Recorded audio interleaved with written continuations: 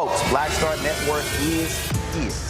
Hold no punches. I'm real revolutionary right now. Support this man, Black Media. He makes sure that our stories are told.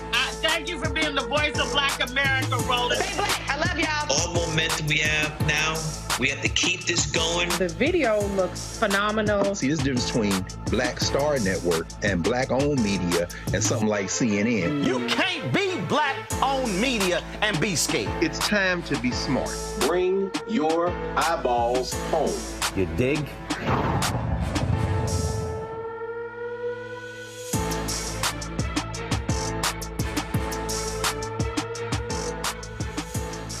Today is Tuesday, August 13th, 2024. Coming up on Roland Martin Unfiltered, streaming live on the Black Star Network. Kappa Alpha Sorority Incorporated, members of the AKAs, which is the Vice President Kamala Harris' sorority, they are launching their own political action committee. We'll talk with former President Dr. Glenda Glover about that PAC. Also, Democratic Vice Presidential candidate, Minnesota Governor Tim Walz, speaks to AFSCME, making his first solo campaign appearance at their national convention in L.A. We'll show you some of what he had to say. Also, Texas Congresswoman Shelia Jackson Lee's daughter says she wants to finish the job her mother started by completing her congressional term. We'll give the details of what's happening there in Houston. Also, an Ohio cop has been charged with murdering a pregnant Black woman who was accused of shoplifting. The attorney representing the victim's family will be here to join us. Also, in our Marketplace segment, we'll talk to a woman who created an interactive survey for the Harris-Walz campaign that links to donations and provides real-time feedback. That more. It's time to bring the funk. I'm Roland Martin Unfiltered on the Black Star Network. Let's go. He's got whatever the miss, he's on it. Whatever it is, he's got the scoop, the fact, the find. And when it breaks, he's right on time and it's rolling. Best believe he's knowing. Putting it down from sports to news to politics. With entertainment just for kicks, he's rolling. It's on go, roll, y'all. It's Roland Martin, yeah. Rolling with Roland now. He's funky, he's fresh, he's real, the best, you know he's Roland Martin now.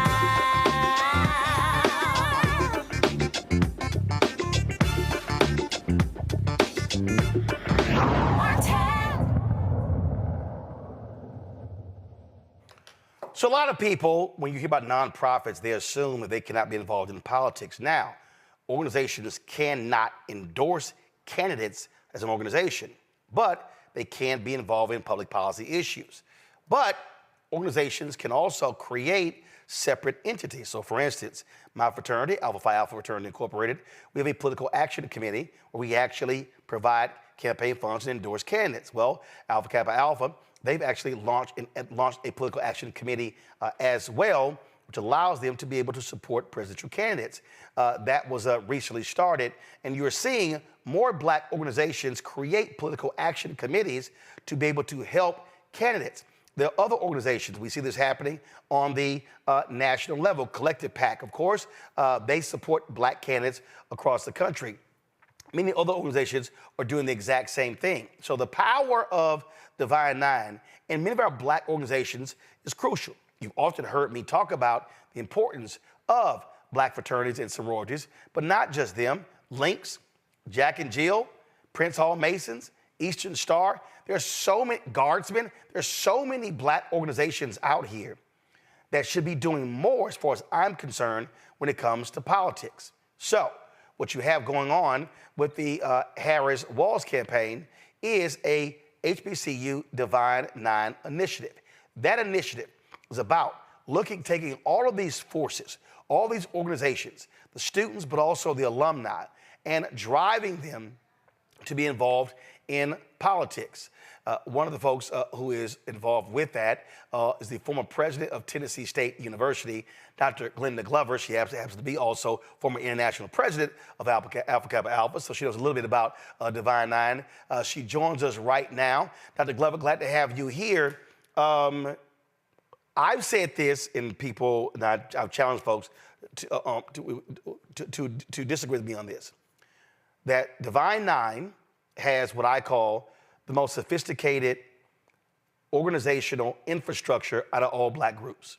They're international, national, regional, state, grad chapter, undergrad chapter, and have initiatives going all the way down to elementary school. These groups are self-funded. Unlike most of our civil rights groups, they're not reliant upon corporate America for funds. And so what you have is a cohesive entity that is a lot different than the black church, civil rights groups, and so many others. And so how do you see galvanizing Divine Nine, galvanizing HBCU folks when it comes to this presidential campaign? I think you're on mute. Now we got you. All right. Thank you very much. And thank you for inviting me. Yes, this is an exciting time for the Divine Nine organizations and for HBCUs, particularly since Vice President Harris attended HBCU. So we're looking at the PWI campuses also. There are many black students on PWI campuses who want to be a part of this movement. So we make sure we're not leaving them out. But what we're doing is ensuring that students, faculty, staff, those who are on the campuses, and then the alumni.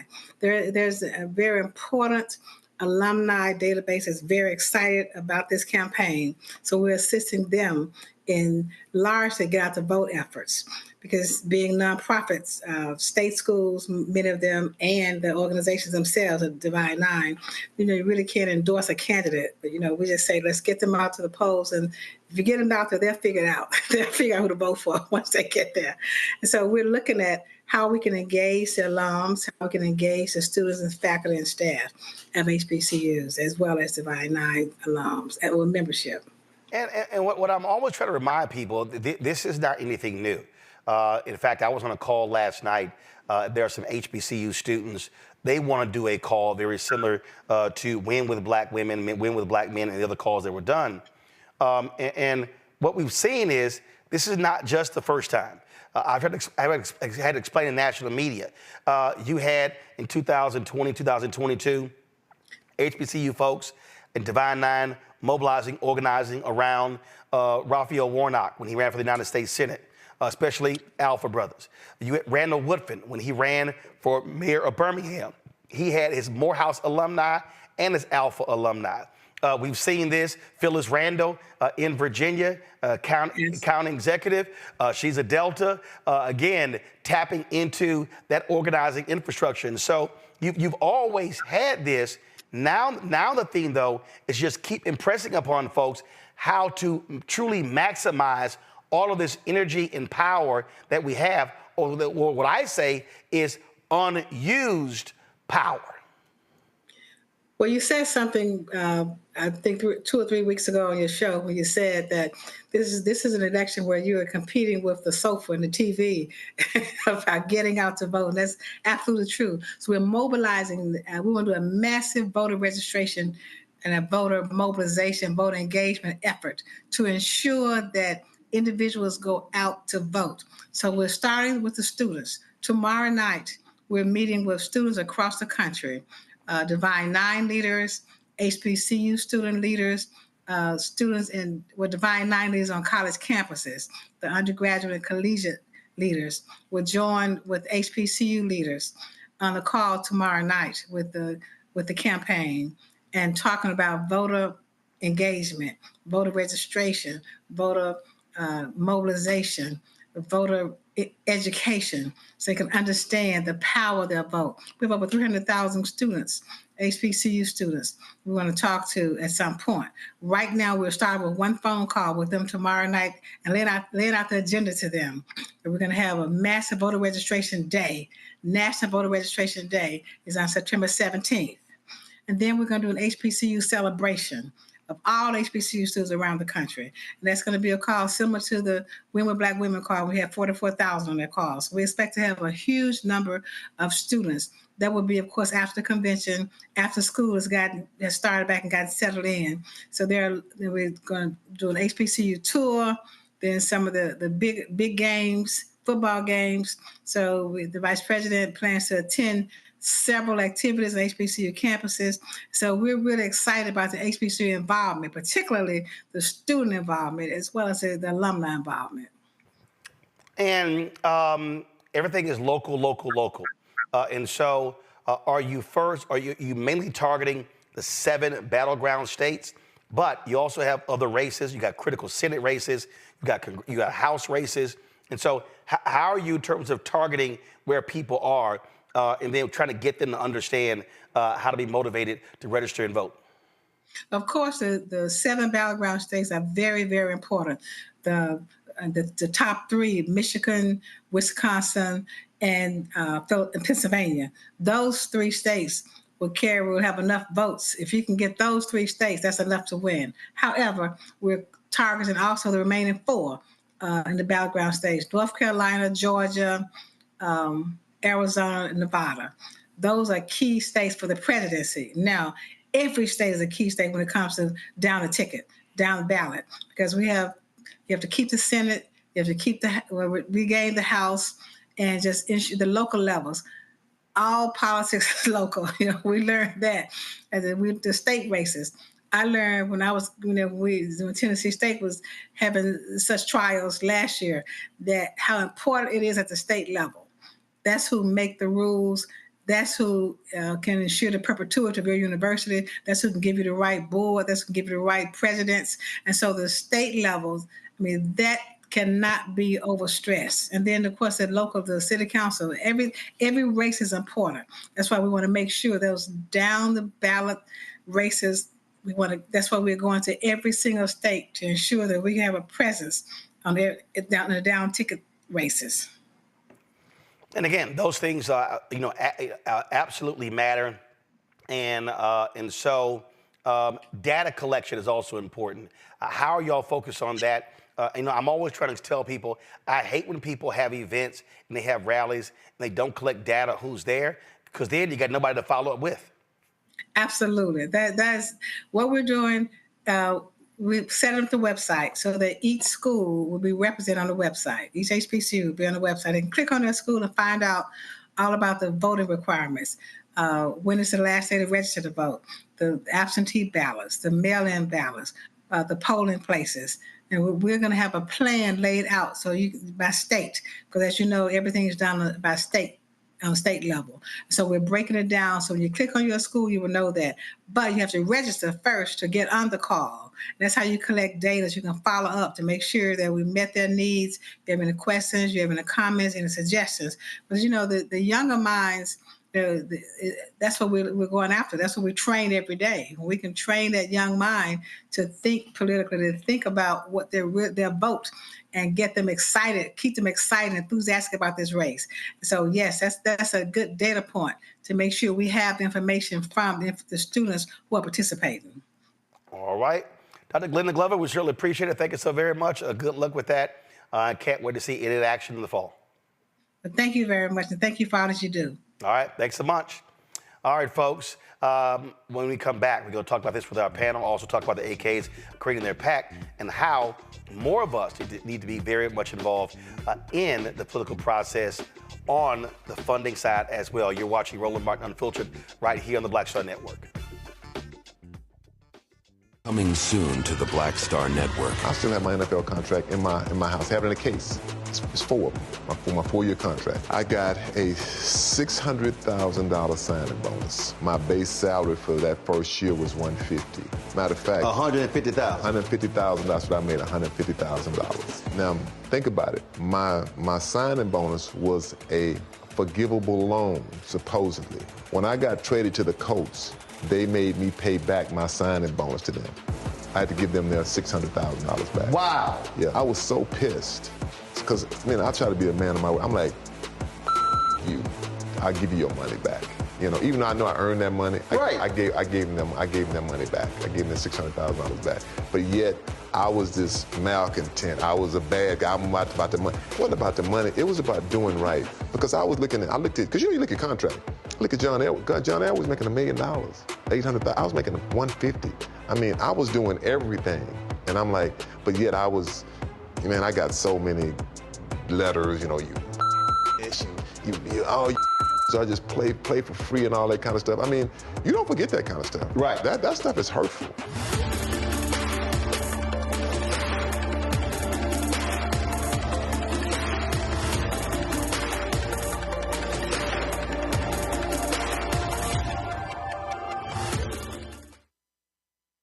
When you talk about blackness and what happens in black culture, we're about covering these things that matter to us, speaking to our issues and concerns. This is a genuine people-powered movement. There's a lot of stuff that we're not getting. You get it, and you spread the word. We wish to plead our own cause.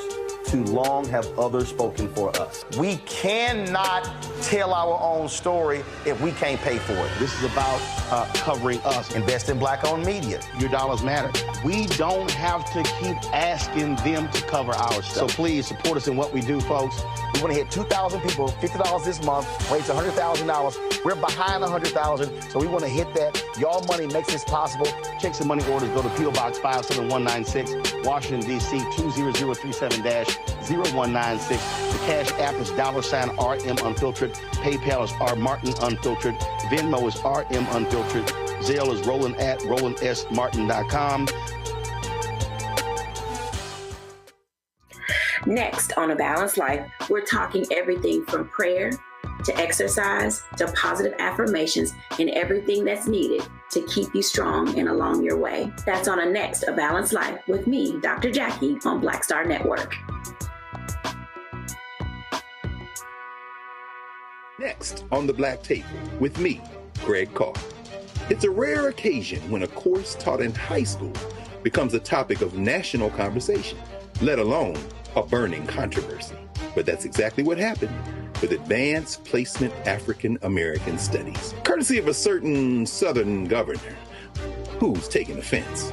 On our next show, we take you inside the classroom for an up-close look at the course through the eyes of the teachers that teach it, the students that are taking it, and the communities that surround them. And so many of the kids we saw, the truth. And it just impacts those kids in such a big way. A master teacher round table on the next Black Table that you do not want to miss, right here on the Black Star Network. What's up, everybody? It's your girl, Latasha from the A. And you're watching Roland Martin Unfiltered.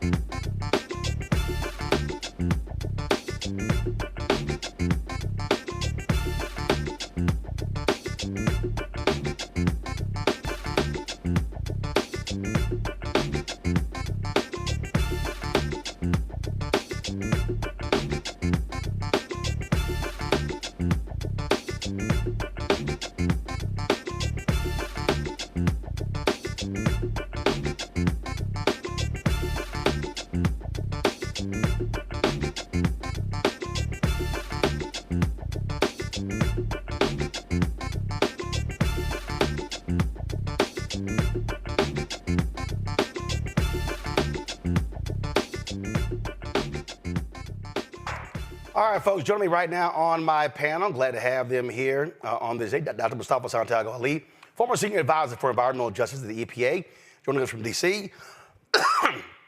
Nola Haynes, Georgetown University School of Foreign Service, joining us from D.C. as well. Dr. Larry J. Walker, assistant professor, University of Central Florida, joining us from Orlando. Glad to have all three of you here. Mustafa, I want to start with you.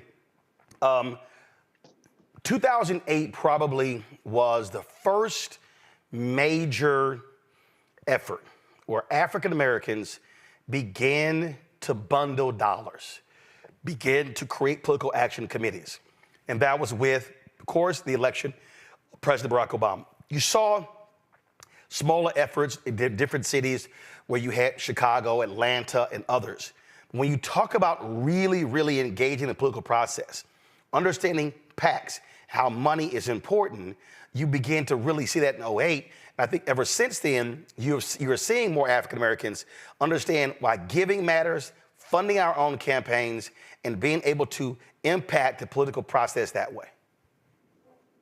Yeah, without a doubt. I mean, money is a big part of politics.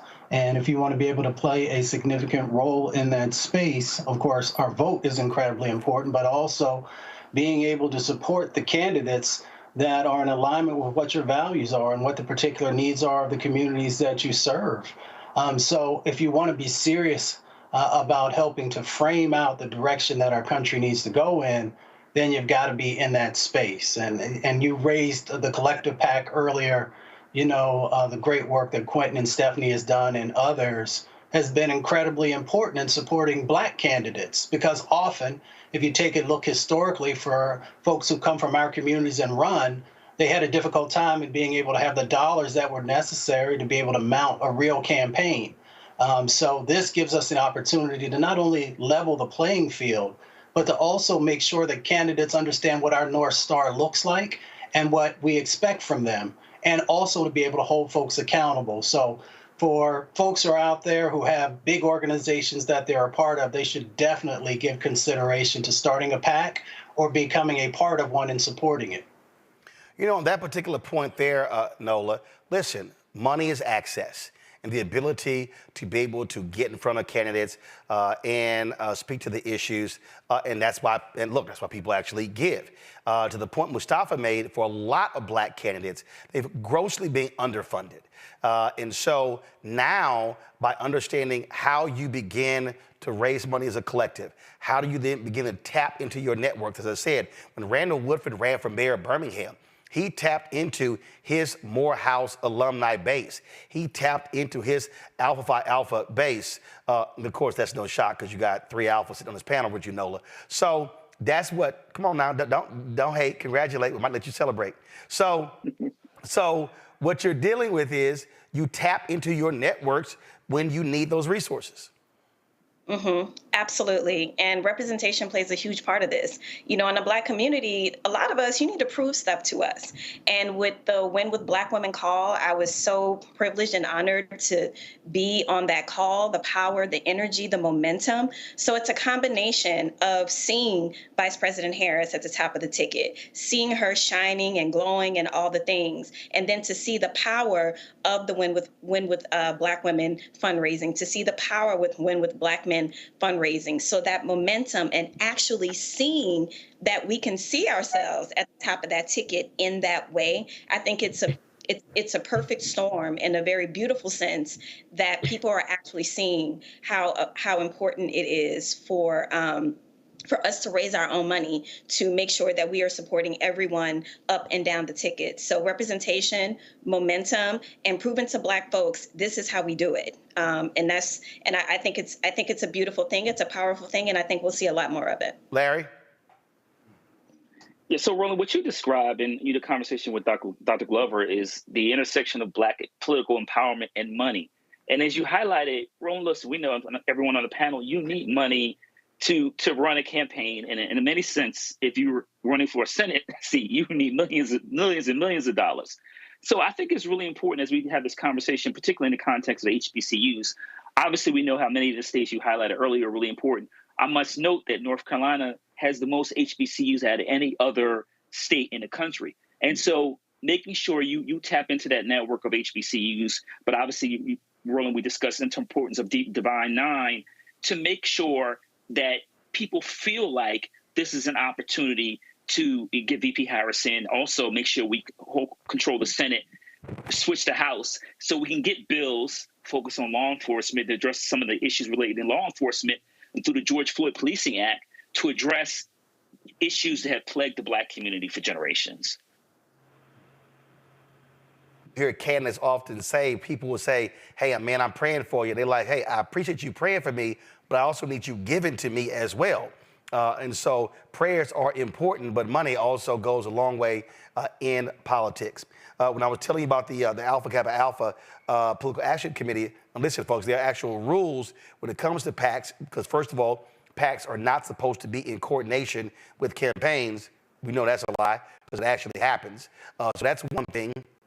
Also, the AKA PAC, they will be accepting donations up to $5,000 from members of the sorority and their families to support, again, federal campaigns and political parties. And so it's an unusual venture for the sorority, but again, it's no shock there are other groups that actually have the exact same thing. Got to go to a break. We come back, we're going to talk about this shooting in Ohio, where a cop has been charged in the death of a pregnant black woman who was accused of shoplifting. Shocking and stunning video. We'll talk about that. Also, we'll talk about Governor Tim Walz of Minnesota speaking at the HBC convention today in Los Angeles, his first solo appearance since he was picked by Vice President Kamala Harris to be her running mate. You're watching Roland Martin Unfiltered on the Black Star Network. Don't forget, support the work that we do. Our goal is to get 20,000 of our fans contributing on average $50 each, which comes out to be $4.19 a month, 13 cents a day. Now, folks, do understand, we don't have millionaires and billionaires supporting this show. We're trying to sit here and do more and get these advertisers to support us, but the reality is that's difficult to do. So, everybody who gives during the show will get a shout out from me. Got several things that are going on. We got to raise $25,000 to go to the Democrat National Convention next week. Also, and I'm going to show y'all a little bit later in the show, a couple of things that are happening with our Robo-Mobile. Need an update on that as well. And so a lot of things happening. So we need your support for the work that we do. We're the only black-owned media daily show. Ain't nobody else out here, y'all. What we do every single day with this show and the Black Star Network and the shows that we have there, nobody else is doing. The Griot and Byron Allen cancel all of their shows. They're gone. Didn't even last 1 year. Black Enterprise? Nope. TV One? Nope. Essence? Nope. Blavity? Nope. Rolling Out? Nope. All of these folks are not doing what we do every single day, giving you quality news and information that you cannot find anywhere else. So, send your check and money order, P.O. Box 57196, Washington, D.C., 20037-0196. Cash App, $RM Unfiltered. PayPal, R Martin Unfiltered. Venmo is RM Unfiltered. Zelle, Roland at RolandSMartin.com. Roland at RolandMartinUnfiltered.com. We'll be right back. Hatred on the streets, a horrific scene, a white nationalist rally that descended into deadly violence. White people are losing their damn minds. As an angry pro-Trump mob storms the U.S. Capitol, we've seen shooting. We're about to see the rise of what I call white minority resistance.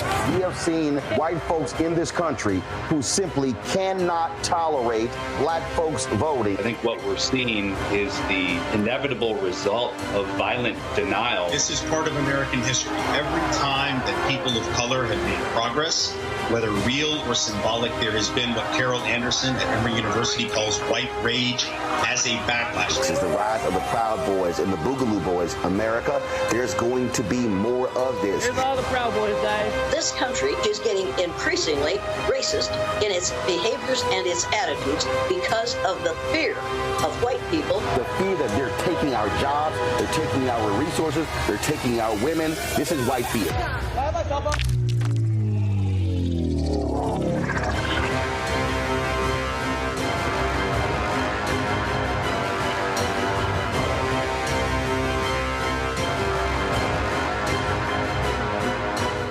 Hello, I'm Jamia Pugh. I am from Coatesville, Pennsylvania, just an hour right outside of Philadelphia. My name is Jasmine Pugh. I'm also from Coatesville, Pennsylvania. You are watching Roland Martin Unfiltered. Stay right here.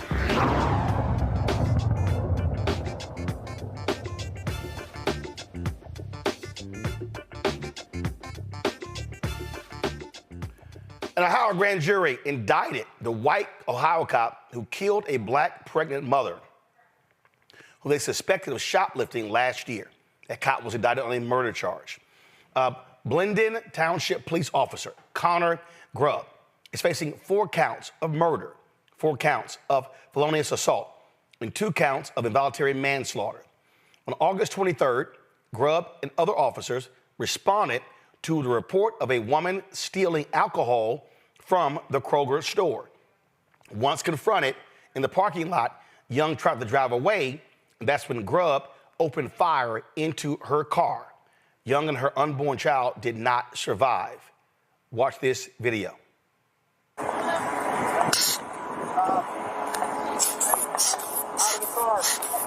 of the car. Out of the car. Out of the car. Out of the car. Clinic 7 back in service, 1828. Get out of the car. Then get out.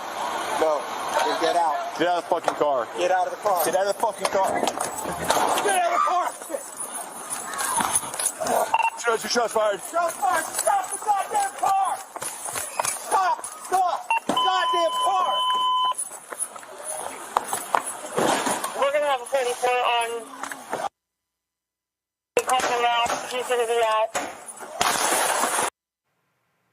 Folks, here's a second angle of that stunning, shocking shooting.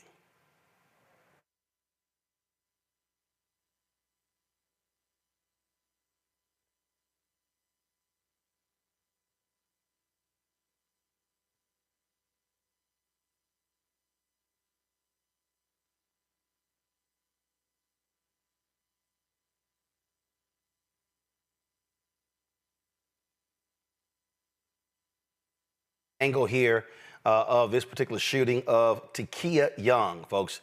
She was 21 years old when she was confronted in Glenda Township, which is near a suburb of Columbus called Westerville. Joining us right now is Sean Walton, the attorney for the family. Sean, glad to have you here. They concluded that the action this officer took was completely unnecessary, correct? Correct. And he's now indicted on 4 counts of murder, 4 counts of felonious assault, and 2 counts of involuntary manslaughter. So they saw what we just saw in that video.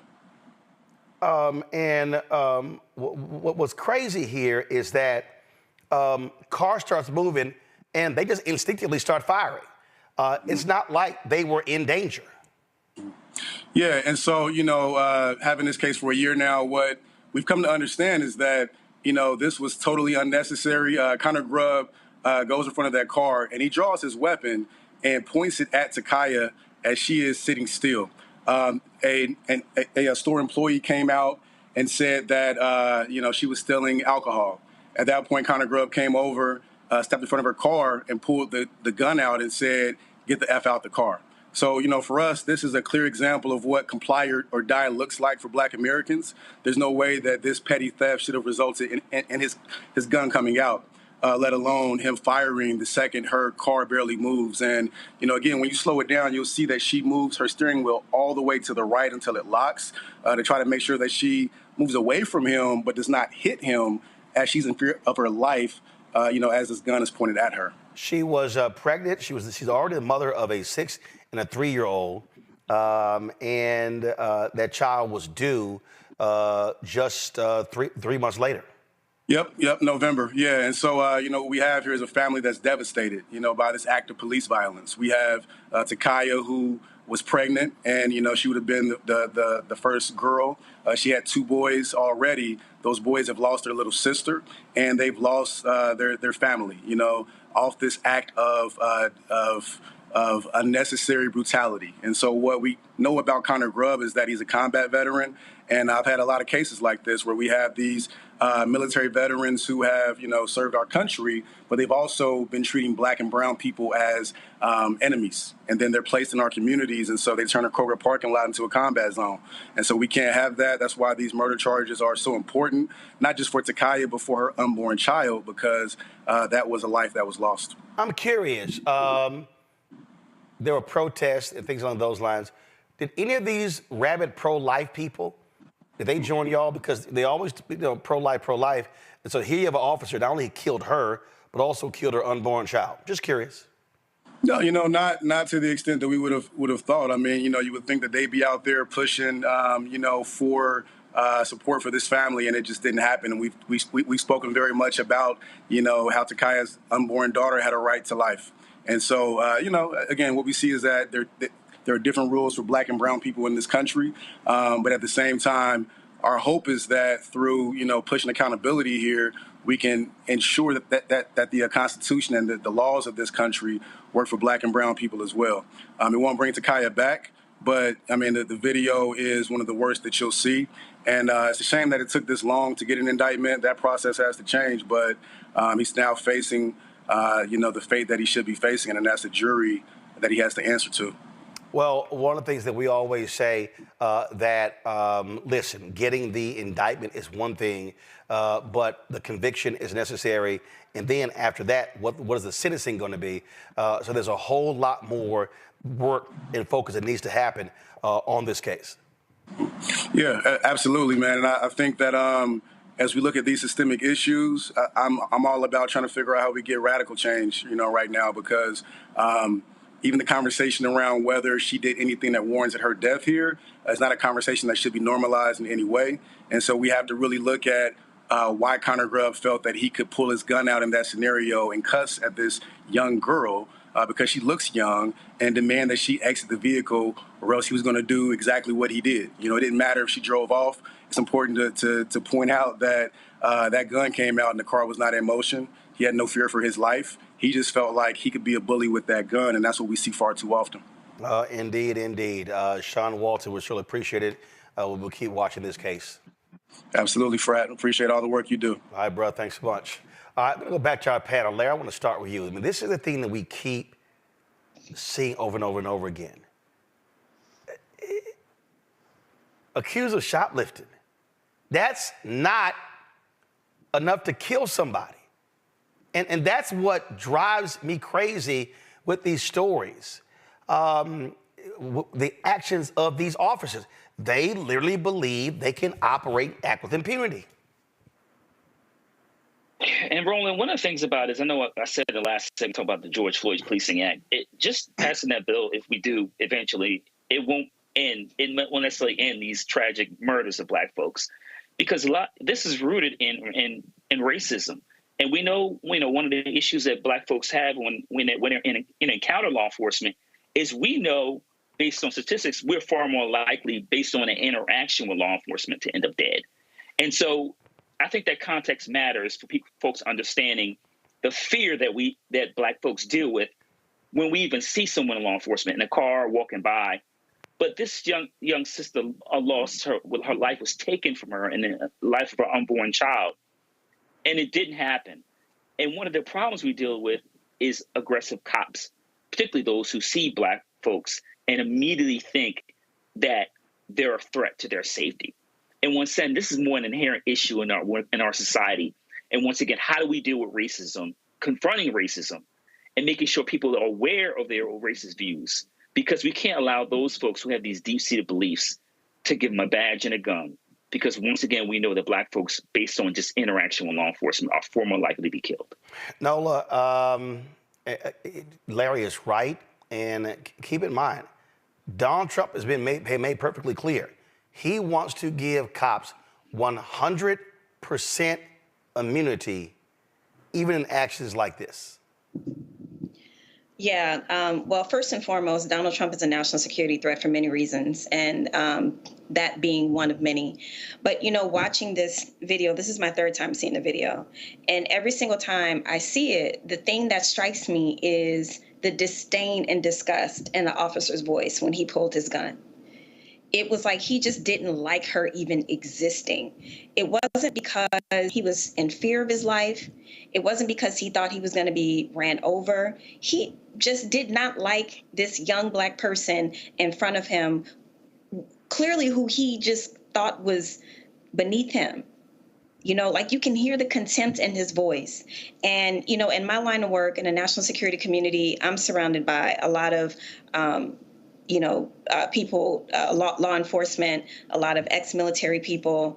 And this is one of the things that they also can't stand, because this does not help them in their work when they go out into the communities. One of the main issues is distrust in the communities. How do you gain trust when things like this keep happening? To ask that young Black girl to get out of her private property, to pull a gun on her at 6 months pregnant, and to talk to her like she is a piece of crap. These things, they just really make me very emotional. And this is another reason why Donald Trump and his ilk cannot get into office, because you're absolutely right, Roland. We will be getting gunned down and murdered left, right, and center. Mustafa. Well, we just got to pay attention. Like you mentioned before, Project 2025, is also focused on taking rights away from us. But, as I've shared before, and I share it from experience, that everyone is not meant to be a police officer. And if we continue to not do these psychological evaluations and make decisions about who is fit to serve and who isn't, then you're going to continue to have these individuals out there that are quick to pull the trigger. They're quick to pull the trigger because, as the attorney had shared earlier, some of them actually think that they are at war with our community and with our people. To be at war with an individual or a group of folks, that means that you have to be able to dehumanize them so that you can do whatever is necessary for you to achieve whatever your objective is. And that's what you saw play out. For him to that quickly pull that trigger without his life being in danger tells you the mindset that he was already in as soon as he approached the vehicle. Didn't ask, can I see your ID or what your name is or any of those other types of things. Didn't even think I could shoot the tires out instead of shooting an individual to be able to stop them from getting away. So there are all these different dynamics that play out when people do not see you as human. They see you as less than human, and they feel that deep down inside of their head some way that you are sacrificable based upon whatever actions they think you are doing. The police chief of Glenda Township, John Belford, released this statement after the announcement of Grubb's indictment. Today, the Franklin County Grand Jury indicted Glenda Township police officer Connor Grubb following the tragic death of Takaya Young and her unborn child last August. A grand jury's indictment is merely the first step in the legal process, and Officer Grubb is presumed innocent like anyone charged with a crime. Since this tragedy occurred, our goal has been to be as transparent and open as we can with the community. Because we requested an outside investigation, Glenda Township played no role in the investigation, and we continue to believe that you deserve to know as much information as we can provide. We're starting the disciplinary process immediately. After reviewing the facts, the trustees will decide on the necessary disciplinary actions. Ohio law and our contract with the FOP require us to take several administrative steps before we make any decisions. I want to be very clear. We're not passing any judgment on whether Officer Grubb acted properly. We haven't seen the evidence. However, since people who've been indicted may not legally possess a firearm, the indictment against him leaves us with no choice but to immediately begin the disciplinary process. Finally, I also want to address why we're now disclosing Officer Grubb's name. The victim's rights provision in the Ohio Constitution and state law are mandatory. The law doesn't leave law enforcement with any choice on whether or not to redact the names of potential crime victims unless the victim agrees to it.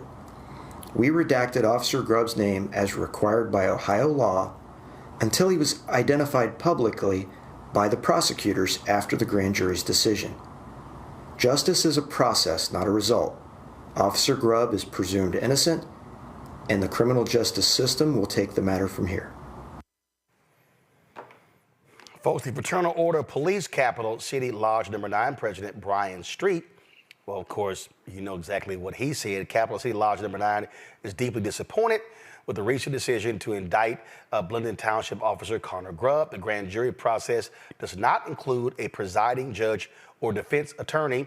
Prosecutors are free to present whichever evidence they deem fit. However, this discretion can sometimes be misused, leading to politically motivated indictments, which are highly concerning. The integrity of our legal system depends on unbiased and fair prosecutorial practices.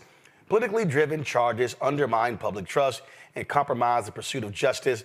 We stand firm in advocating for an impartial justice system that focuses on truth and facts, not politics. I'm not reading the rest of that bullshit. Here's the whole thing here. When you see that kind of crap like that, what they're saying is, oh, we want the DA to do this in our cases, prosecute. Oh, as one of us, oh, the system is unfair. This is not impartial justice. Shut the hell up. Yeah, so, I want to say two things, and something that Mustafa said, something I thought about also, about why not shoot out her tires if you thought that there was a level of danger. But two quick points on what you just said, Roland. The man reading that statement, it was so dry. It was so impersonal. There was no sort of authentic engagement with the community, a community that is reeling from yet another senseless Black death. And that's part of the problem, right? And then you go to the statement that you were reading, something, again, that is impersonal, and making sure that the goal of the statements are to say, that the officer is not yet found guilty. So we need to make sure that, we're not prosecuting him in the eyes of the public. Not too much on the Black girl who was killed, but making sure that this officer isn't prosecuted in the eyes of the public. And we all saw that video where he put that gun on that young Black girl because he just didn't like her. So, this is maybe an issue that I should just stop right here talking about because I might get myself in trouble. But this has got to stop. This has got to stop. And hopefully it will, but unfortunately it hasn't. All right, folks, so tight 1 second, going to a break. We come back. Minnesota Governor Tim Walz talked to AFSCME, the National Convention in Los Angeles, in his first solo appearance, is being picked as the VP running mate with Vice President Kamala Harris. We'll show you some of what he had to say next on Roland Martin Unfiltered on the Black Star Network. Next on A Balanced Life, we're talking everything from prayer to exercise, to positive affirmations, and everything that's needed to keep you strong and along your way. That's on a next A Balanced Life with me, Dr. Jackie, on Black Star Network. On the next Get Wealthy with me, Deborah Owens, America's Wealth Coach, Black Americans have 1/10 the wealth of their white counterparts. But how did we get here? It's a huge gap. Well, that's why we need to know the history and what we need to do to turn our income into wealth. Financial author and journalist Rodney Brooks joins us to tell us exactly what we need to do to achieve financial success. You can't talk about why we are, as Black people, where we are, unless you talk about how we got here. Bridging the gap and getting wealthy, only on Black Star Network. Hello, I'm Marissa Mitchell, a news anchor at Fox 5 DC. Hey, what's up? It's Tammy Roman, and you are watching Roland Martin Unfiltered.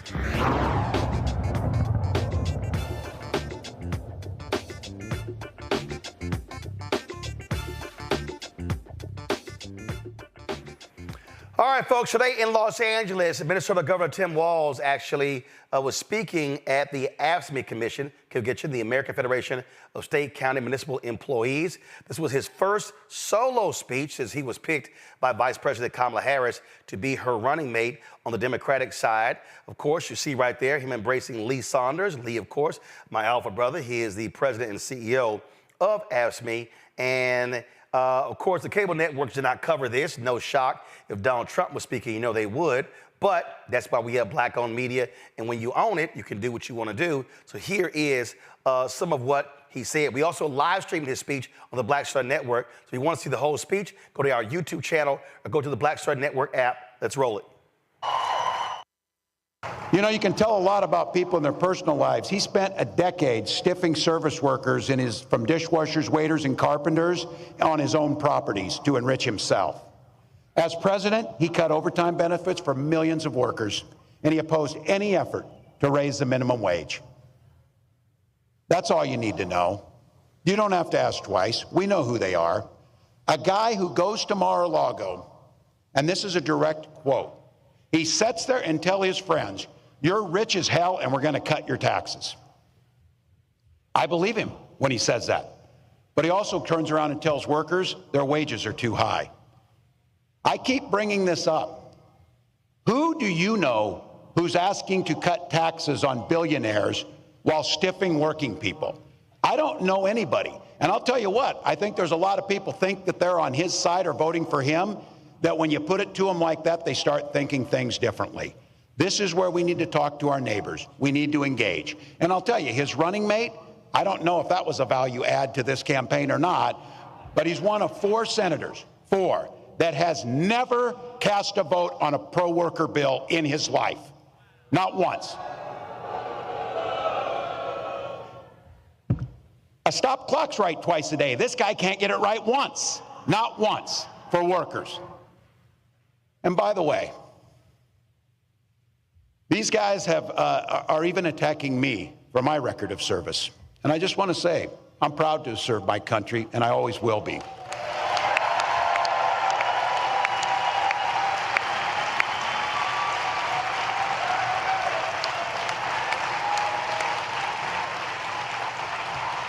With my dad's encouragement, a guy who served in the Army during the Korean War, I signed up for the Army National Guard 2 days after my 17th birthday. I served for the next 24 years for the same reason all my brothers and sisters in uniform do. We love this country. Then in 2005, I felt the call of duty again, this time of being service to my country in the halls of Congress. My students inspired me to run for that office, and I was proud to make it to Washington. I was a member of the Veterans Affairs Committee and a champion of our men and women in uniform. I'm going to say it again as clearly as I can. I am damn proud of my service to this country.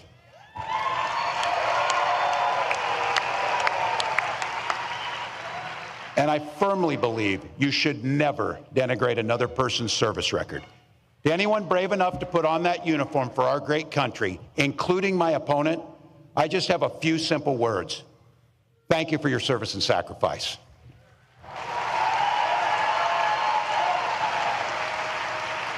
But look, it's not what they've done that we should be concerned with here today. It's what they're going to do.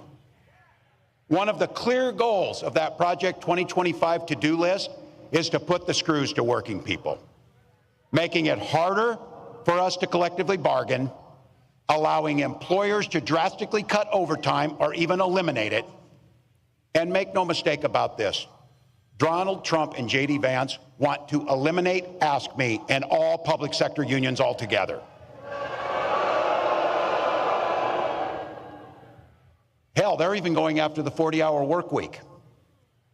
Someone was joking and said, what's next, child labor? Oh yeah, that's in there too, by the way.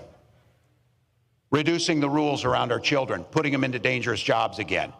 The folks who came before us spilt blood and treasure and spent their lives working to give us dignity and safety in our workplace so you can simply do a good day's work and go home to your family safely at night.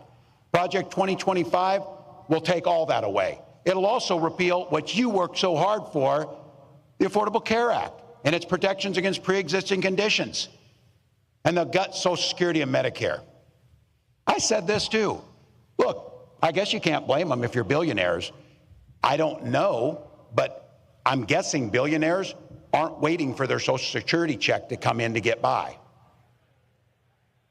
But I know people who are, like my mom, who depends on her entire retirement on Social Security benefits that she earned, by the way, and that we should have every expectation that we're not cutting taxes for the wealthiest while we hurt the most vulnerable amongst us. So be clear. Trump's playing dumb. Oh, I don't know about 2025. Some of you heard this say it, because I'm not ever closing the yearbook on this. I'm a football coach at heart. And I'll tell you one thing I know for sure is, if you're going to take the time to draw up a playbook, you're damn sure going to use it. So don't think that they're not going to use that playbook they drew up, because they're going to. But I want to be clear. It's your neighbors, it's our friends that have been in this. I'm not talking about them. I'm talking about Trump, Vance, and this group that's around them. Because some of you in here with no or gray hair like me can remember when Republicans actually stood for and talked about freedom. We know they're there. We know those are our relatives. But it turns out that this guy means that freedom should be for the freedom of government to go into your exam room and tell you about your choices. You've heard me say it. This is not hard. In Minnesota, we respect our neighbors and we respect their personal choices. Now look,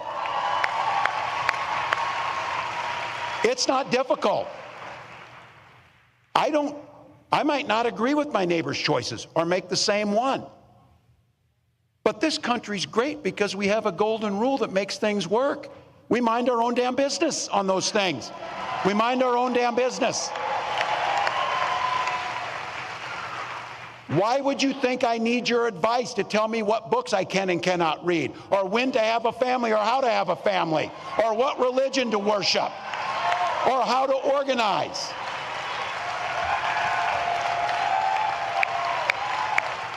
You stay in your lane and I'll stay in mine. That's not that difficult.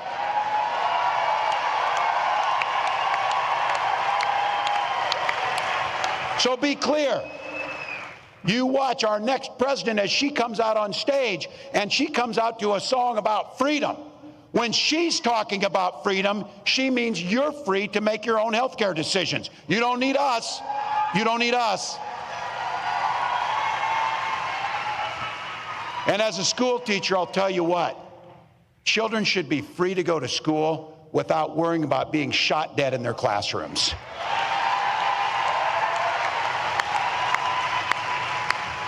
Education should be a ticket to the middle class, not crippling student loan debt.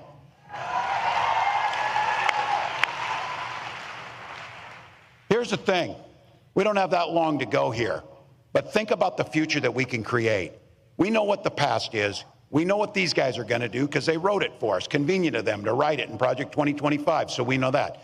That's not the future we want. We want the future, and here's exactly what Vice President Harris will do when she gets to the White House. As president, Vice President Harris said she will sign the PRO Act and the Public Service Freedom Negotiation Act right into law. Done. We will stand together on the fundamental principle to collectively bargain for your own lives and your own jobs.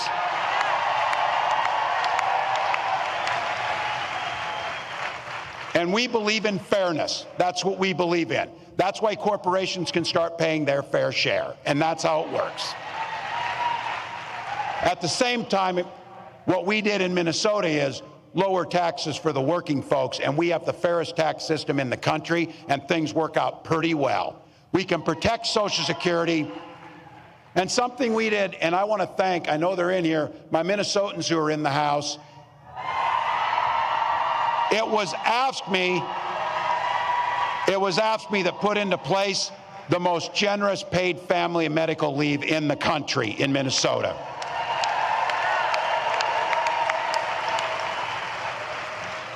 We're investing in our public schools, and it's, yeah, I'm a little biased on this one, but I think you're probably with me on this. How about we give our teachers a long overdue raise for the work that they do?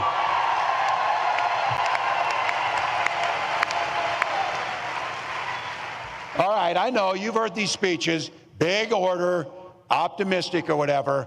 But I got to tell you, I will cop to being an eternal optimist. That's me. But I come by it honestly. I supervised the damn high school lunchroom for 20 years.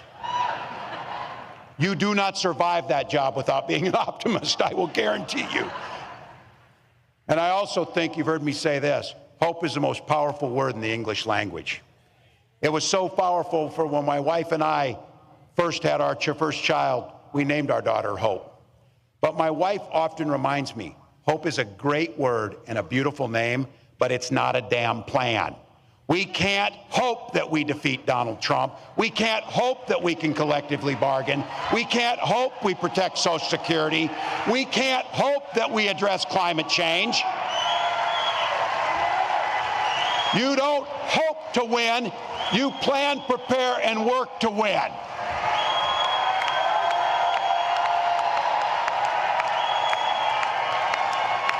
Look at this place. This place is filled with people who like hard work. These are people who get up and enjoy hard work and know how to get it done. So what do you think?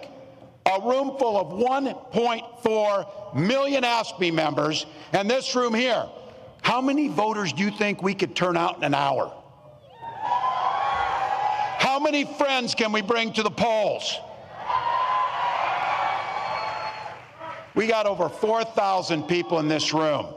We won states by less than 10,000 votes in some cases. And I don't know about you, and I know it. This is going to be a close, tough race. It is going to be a tough one. But if each of us does an extra shift, an extra hour, a little bit more,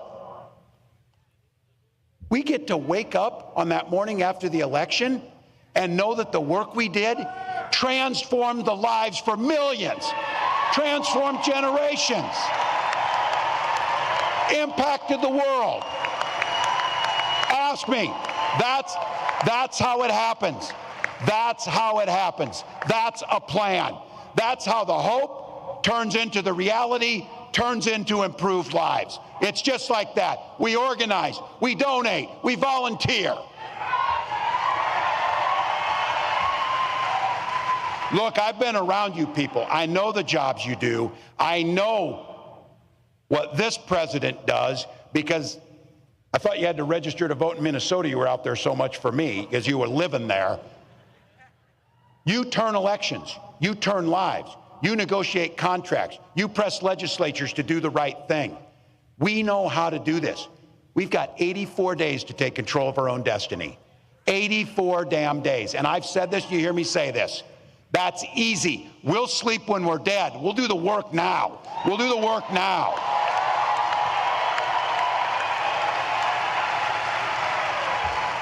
And you do it for the most beautiful and selfless reason, because you believe in the very soul of your being that you believe in the promise of what America can be. You believe we can all enter the middle class. You believe we can all have dignity. You believe we can all thrive. But you know what? We got to fight. Because as the next president of the United States says to me often, when we fight, we win. When we fight, we win. When we fight, thank you. Ask me. I think what you're seeing here, Larry, Governor Tim Walz is driving these Republicans crazy because they're so used to pigeonholing Democratic nominees.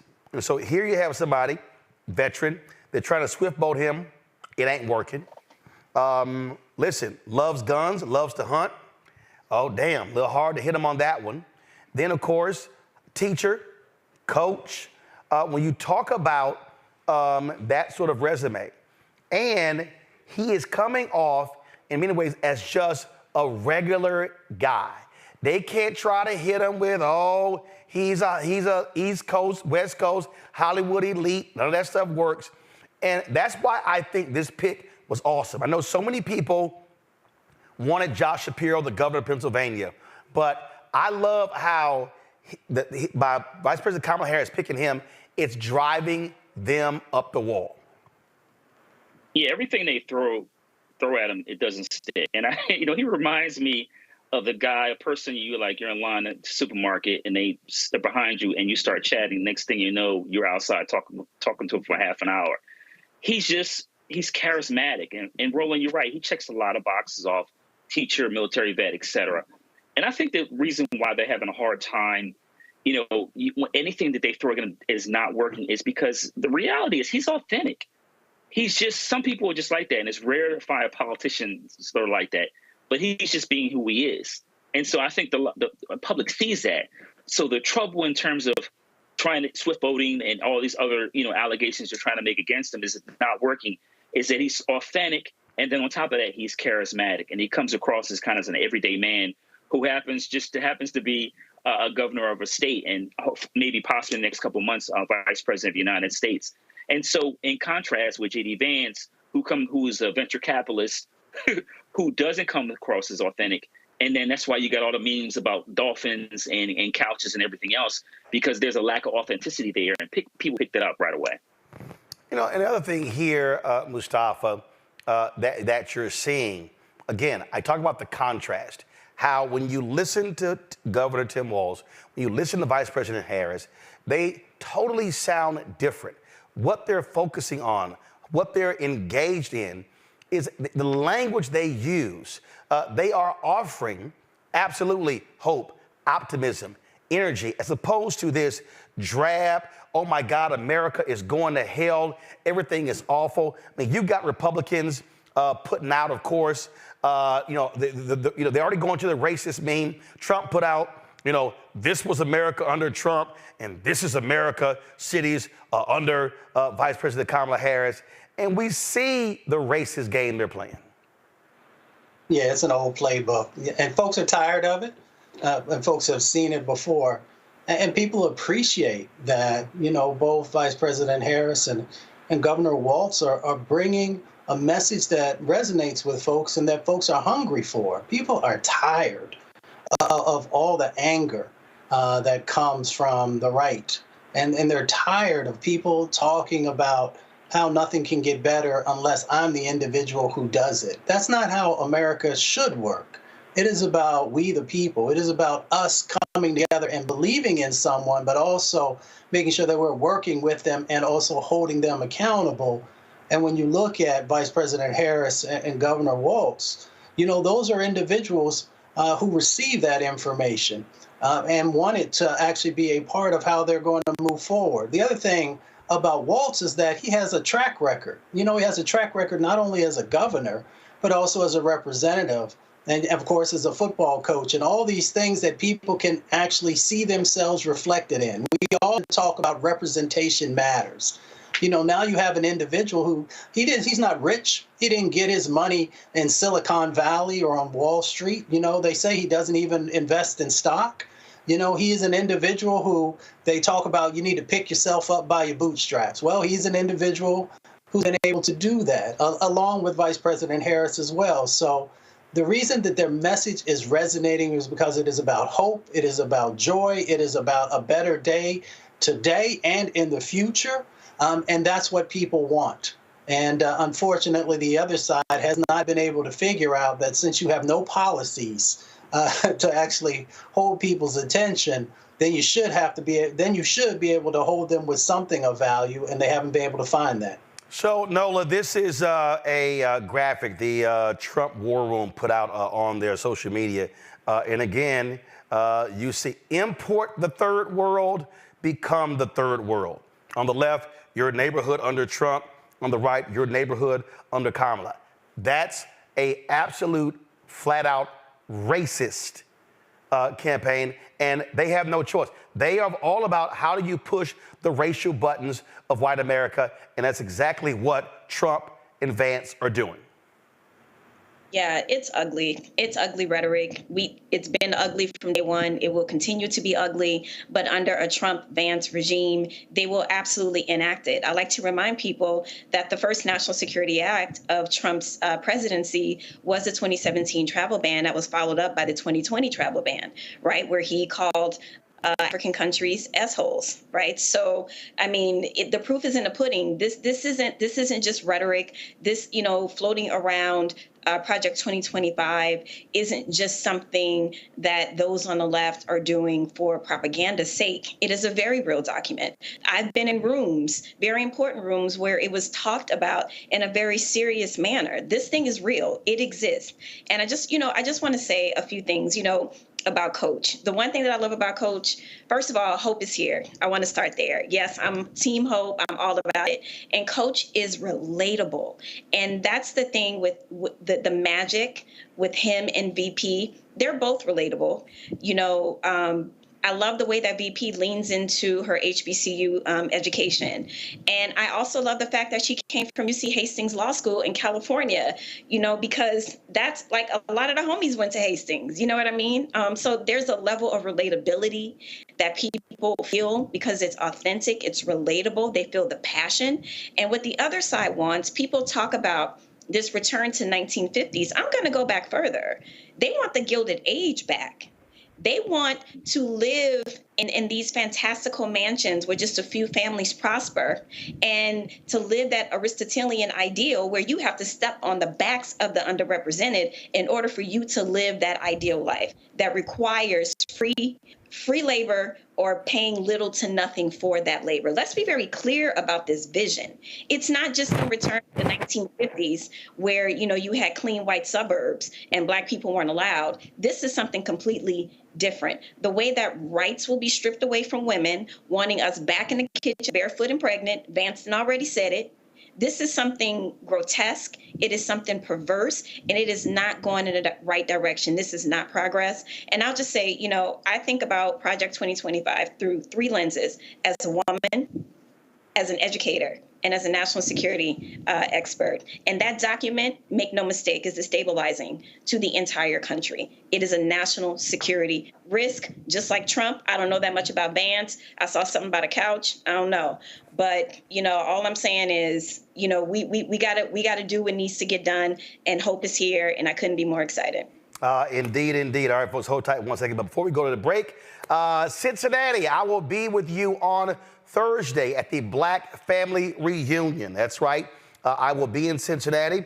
Of course, the Black Family Reunion celebration was founded by the National Council of Negro Women in 1989 to celebrate and recognize the strength of the African-American family throughout the nation. I'm going to be at, here's the location. I'm going to be at Corinthian Baptist Church, 1920 Tennessee Avenue in Cincinnati. The event begins at 7 o'clock, so I look forward to being in Cincinnati again on Thursday for the Black Family Reunion. So look forward to being there. I'll broadcast live the first hour while I'm there, and then, of course, then I go speak, which will also carry on the Black Star Network. All right, folks, got to go to a break. We come back more on today's show. Don't forget, support us in what we do as well by joining our Bring the Funk fan club. Send your check and money order to P.O. Box 57196, Washington, D.C., 20037-0196. Cash App, $RM Unfiltered. PayPal, R Martin Unfiltered. Venmo is RM Unfiltered. Zelle, Roland at RolandSMartin.com. Roland at RolandMartinUnfiltered.com. Let me shout out Justin Blakeney, Michelle Cheek, Deidre Swindale, Arnold Tillman, William McKinnon, Martha Johnson, Claudia Douglas Smith, Celia Richardson, for all giving or doing today's show. If you want to support us as well, folks, please join the Bring the Funk fan club. Again, Cash App, $RM Unfiltered. PayPal, R Martin Unfiltered. Venmo is RM Unfiltered. Zelle, Roland at RolandSMartin.com. Roland at RolandMartinUnfiltered.com. And yesterday, y'all saw me wearing the t-shirt yesterday. Says, my black job is voting. You can actually order that shirt. You can get a 10% discount by using the promo code Roland. Go to DaciasDesigns.com, DaciasDesigns.com to get your shirt. My black job is voting. And again, some of the proceeds coming back to Roland Martin Unfiltered to help fund the initiatives that we're doing. Go to the website or use the QR code right there on the right side. They have the shirt in multiple colors, all the Divine Nine colors and other colors as well. So if you want to get your My Black Job is Voting shirt, go to DaciasDesigns.com, DaciasDesigns.com. We'll be right back. On the next Get Wealthy with me, Deborah Owens, America's Wealth Coach, Black Americans have 1/10 the wealth of their white counterparts. But how did we get here? It's a huge gap. Well, that's why we need to know the history and what we need to do to turn our income into wealth. Financial author and journalist Rodney Brooks joins us to tell us exactly what we need to do to achieve financial success. You can't talk about why we are, as Black people, where we are, unless you talk about how we got here. Bridging the gap and getting wealthy, only on Black Star Network.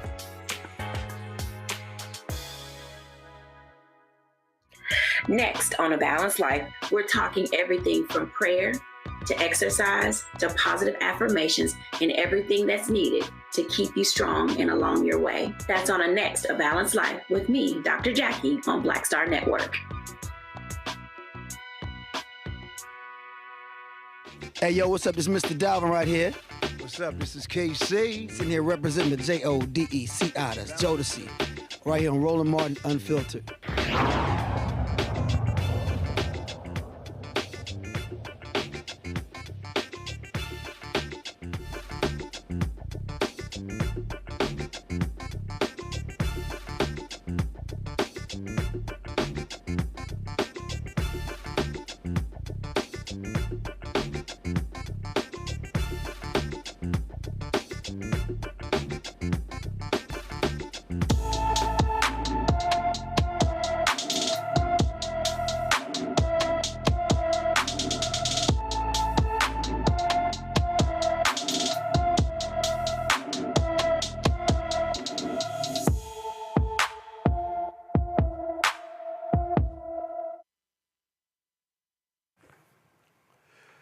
Charlicia Hurd has been missing from her Auburn, Alabama home since June 28th.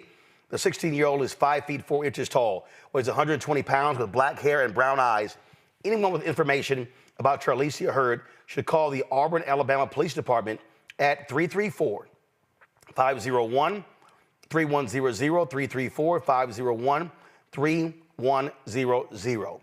Folks, the daughter of the late Congresswoman Shelia Jackson Lee wants to complete her mother's congressional term. Erica Lee Carter posted on social media announcing that she wants to finish what her mother started. Now, of course, Congresswoman Shelia Jackson Lee passed away 3 weeks ago, and her daughter announced she wants to finish her term. So let me explain what's happening in Houston. So there are going to be actually two elections. There's going to be election to finish the term of Congresswoman Shelia Jackson Lee, which ends, the 118th Congress, which ends in January, before the new Congress is sworn in. Then you have the new 2-year term. Now, Sylvester Turner, former mayor of Houston, he announced that he was running. Now, what's interesting is that the children of Congresswoman Shelia Jackson Lee announced they were endorsing him for the seat. Well, now the daughter is running. So, again, that's what's going on there. Now, the way what's happening is the precinct chairs in Houston, there are 88 precinct chairs. They in the district, they will determine who is going to actually be on the ballot to run against the Republican running. So Mayor Turner posted this just yesterday on his Twitter page that he's already got 30 endorsements from Congressional District 18 precinct chairs. So he is almost halfway to garnering all the votes necessary. He also, of course, he's already been endorsed by the Houston Chronicle as well. And in the interview with him, he also gave an interview where he said that he wants to be a transitional leader. He does not want to serve in Congress more than 2 terms. He wants to be a bridge between his generation and the next generation. The reason I think this is interesting when you look at this, and so, you know, again, people were texting me, Nola, like, oh my God, what's going on? I thought the children endorsed what's going on. And so I haven't reached out to Mayor Turner, but his focus is really on the 2-year term, not the final 3 months or whatever. But that's really not going to be, the decision is really going to be up to those precinct chairs. But I do think it is smart. He's hugely popular, 2-term mayor. Before that was in the Texas legislature for 27 years. And I do think it is important to be able to have someone with his experience, as he said to the Houston Chronicle, he already knows all the political players at HUD in the various departments to bring resources back to the district. And what it does is it allows for the grooming of the next generation. I'll be honest, there were many people who were very critical when Congresswoman decided to run for mayor of Houston.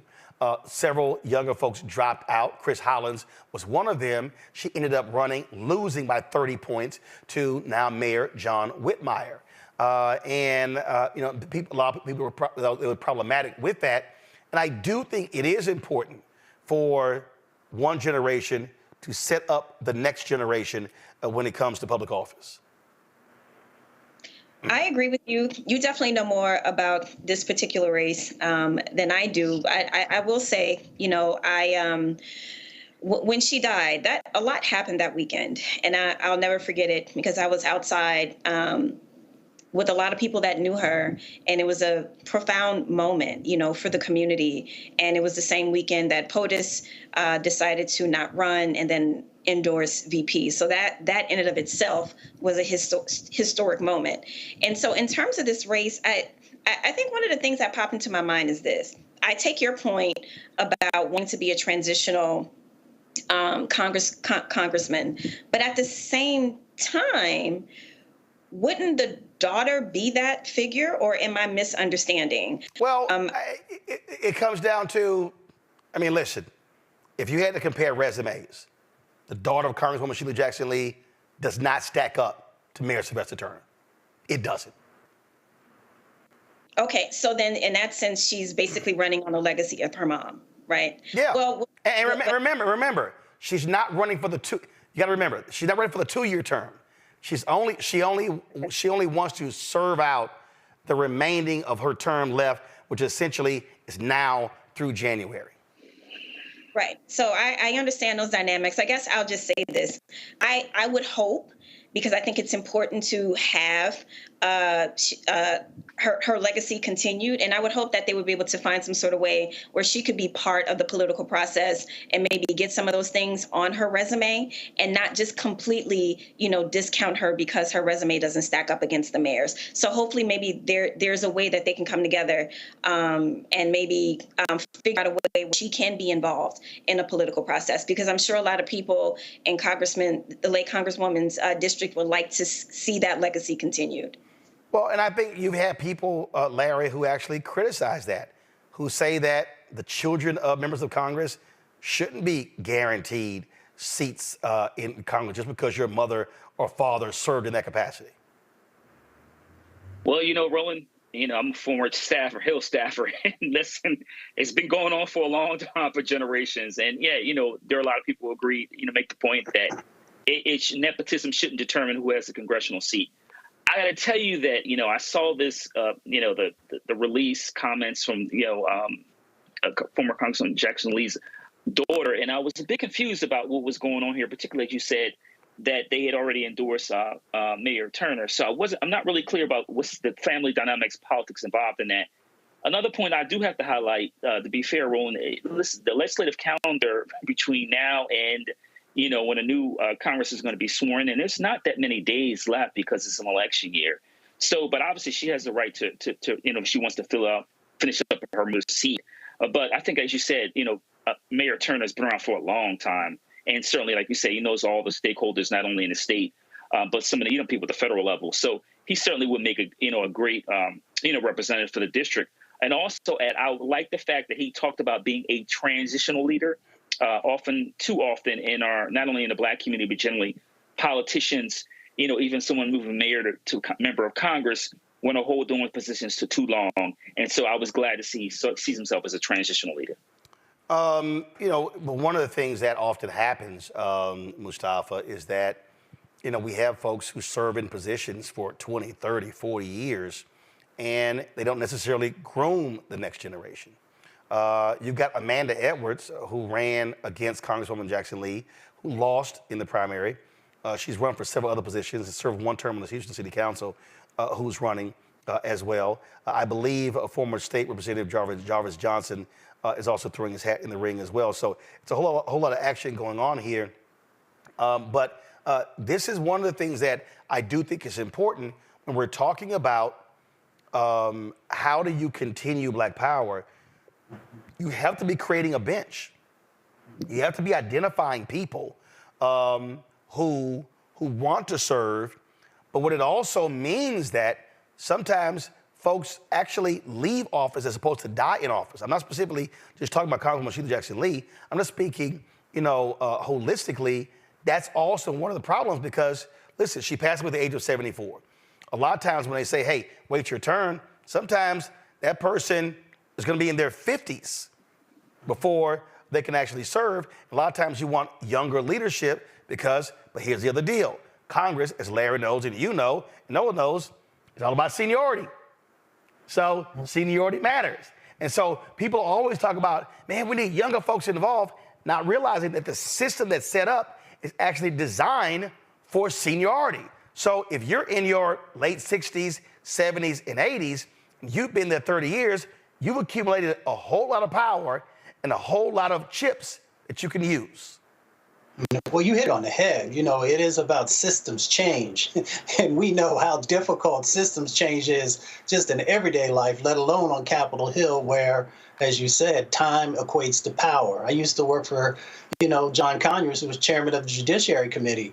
And I love him to death. He was there for a very long time. And understood by being there that it gave him the opportunity to play a critical role. As we take a look at this next set of opportunities that are in front of us, I had a conversation earlier with a strategist about succession planning.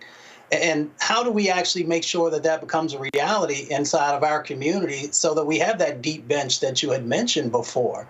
And that means that some of the ego needs to get left at the door. That also means that we've got to properly prepare folks to be able to move into these positions. But even before you get in there, that you make the right moves so that you have the skill sets and capacity that's necessary.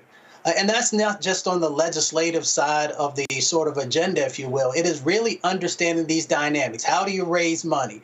How do you not get caught up in some of the traps that we know that are out there for folks inside of our community and outside of our community? There are all these different dynamics that are a part of succession planning and making sure that we are helping the next sets of generations to have what they need, both the skills and the opportunities and the resources. And that means that if we're going to be serious about that, then folks are going to have to fund that. And we're going to have to make sure we get the right individuals who actually walk these halls and bend down these processes to become a reality. But it means that we've got to create space to make sure that people are ready. Indeed, indeed. Folks, let's go talk about Minnesota, where a white state trooper who killed a black motorist could be back on the job very soon. Ryan Longren was cleared in June of second-degree murder charges, the death of Ricky Cobb II during a 2023 traffic stop. Longren was charged with second-degree murder after shooting and killing Cobb on the morning of July 31st, 2023. Troopers had pulled Cobb over on Interstate 94 in Minneapolis, saying lights were out on his car before learning Cobb was wanted for violating a domestic no-contact order in another county. Troopers ordered Cobb out of the car, but he started to drive away, and Longren shot the man twice. He claimed he feared for his life, of his partner, and said Cobb was reaching for his state-issued pistol. Now that he no longer faces charges, Longren can be reinstated as a state trooper and must complete additional training. Keep in mind, the prosecutor wanted to charge him, but Governor Tim Walz said he would have removed the prosecutor had they moved forward with that. Got to go to a break. We'll be right back. Roland Martin Unfiltered on the Black Star Network. Coming soon to the Black Star Network. I still have my NFL contract in my house. Having a case. It's 4 of them for my 4-year contract. I got a $600,000 signing bonus. My base salary for that first year was $150,000. Matter of fact, $150,000. $150,000. That's what I made. $150,000. Now think about it. My signing bonus was a forgivable loan, supposedly. When I got traded to the Colts, they made me pay back my signing bonus to them. I had to give them their $600,000 back. Wow. Yeah, I was so pissed. Because, I try to be a man of my word. I'm like, you, I'll give you your money back. Even though I know I earned that money, right. I gave them money back. I gave them $600,000 back. But yet, I was this malcontent. I was a bad guy. I'm not about the money. It wasn't about the money. It was about doing right. Because I looked at, because you look at contract. Look at John Edwards. John Edwards was making $1 million, $800,000. I was making $150,000. I was doing everything. And I'm like, but yet I was, I got so many letters, so I just play for free and all that kind of stuff. You don't forget that kind of stuff. Right. That stuff is hurtful.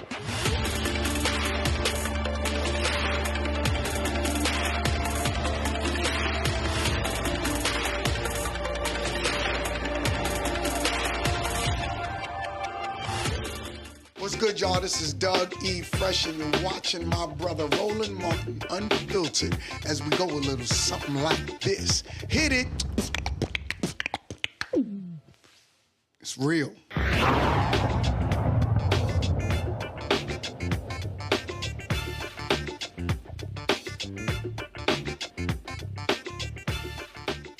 Yusef Salaam, the New York City councilman wrongly imprisoned as a member of the Central Park Five, now called the Exonerated Five, has been invited to speak at the Democratic National Convention next week in Chicago. He was one of the teens targeted by Donald Trump, who took out newspaper ads in 1989 calling for New York State to bring back the death penalty after a group of Black and Latino teenagers were arrested and accused of raping a white woman in Central Park. They were later cleared by DNA evidence and a confession by the perpetrator. And the city paid a settlement of more than $40 million for their wrongful imprisonment. Since then, they've been called, again, the Exonerated Five.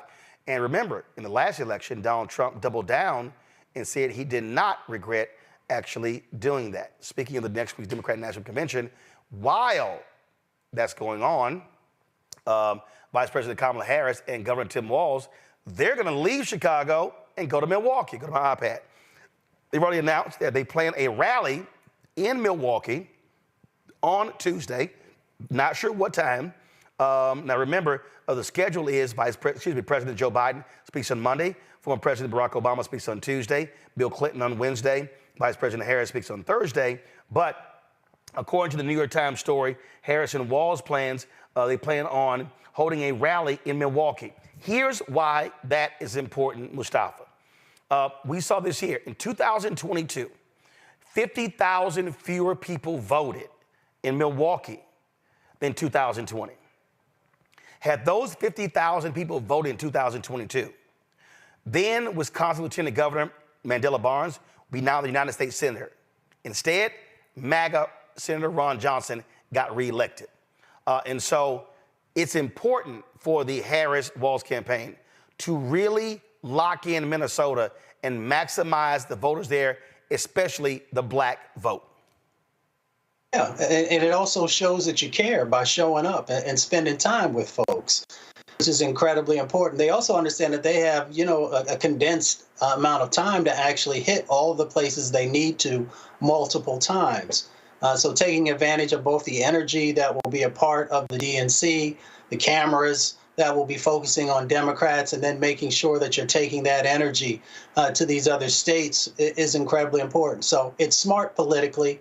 And it will also help folks who maybe hadn't had the opportunity to hear from both of them yet to get up close and to be able to make a decision about if they want to share their vote with them or not. I think it is smart politics. You take advantage of your proximity. Milwaukee is only 80 miles away from Chicago.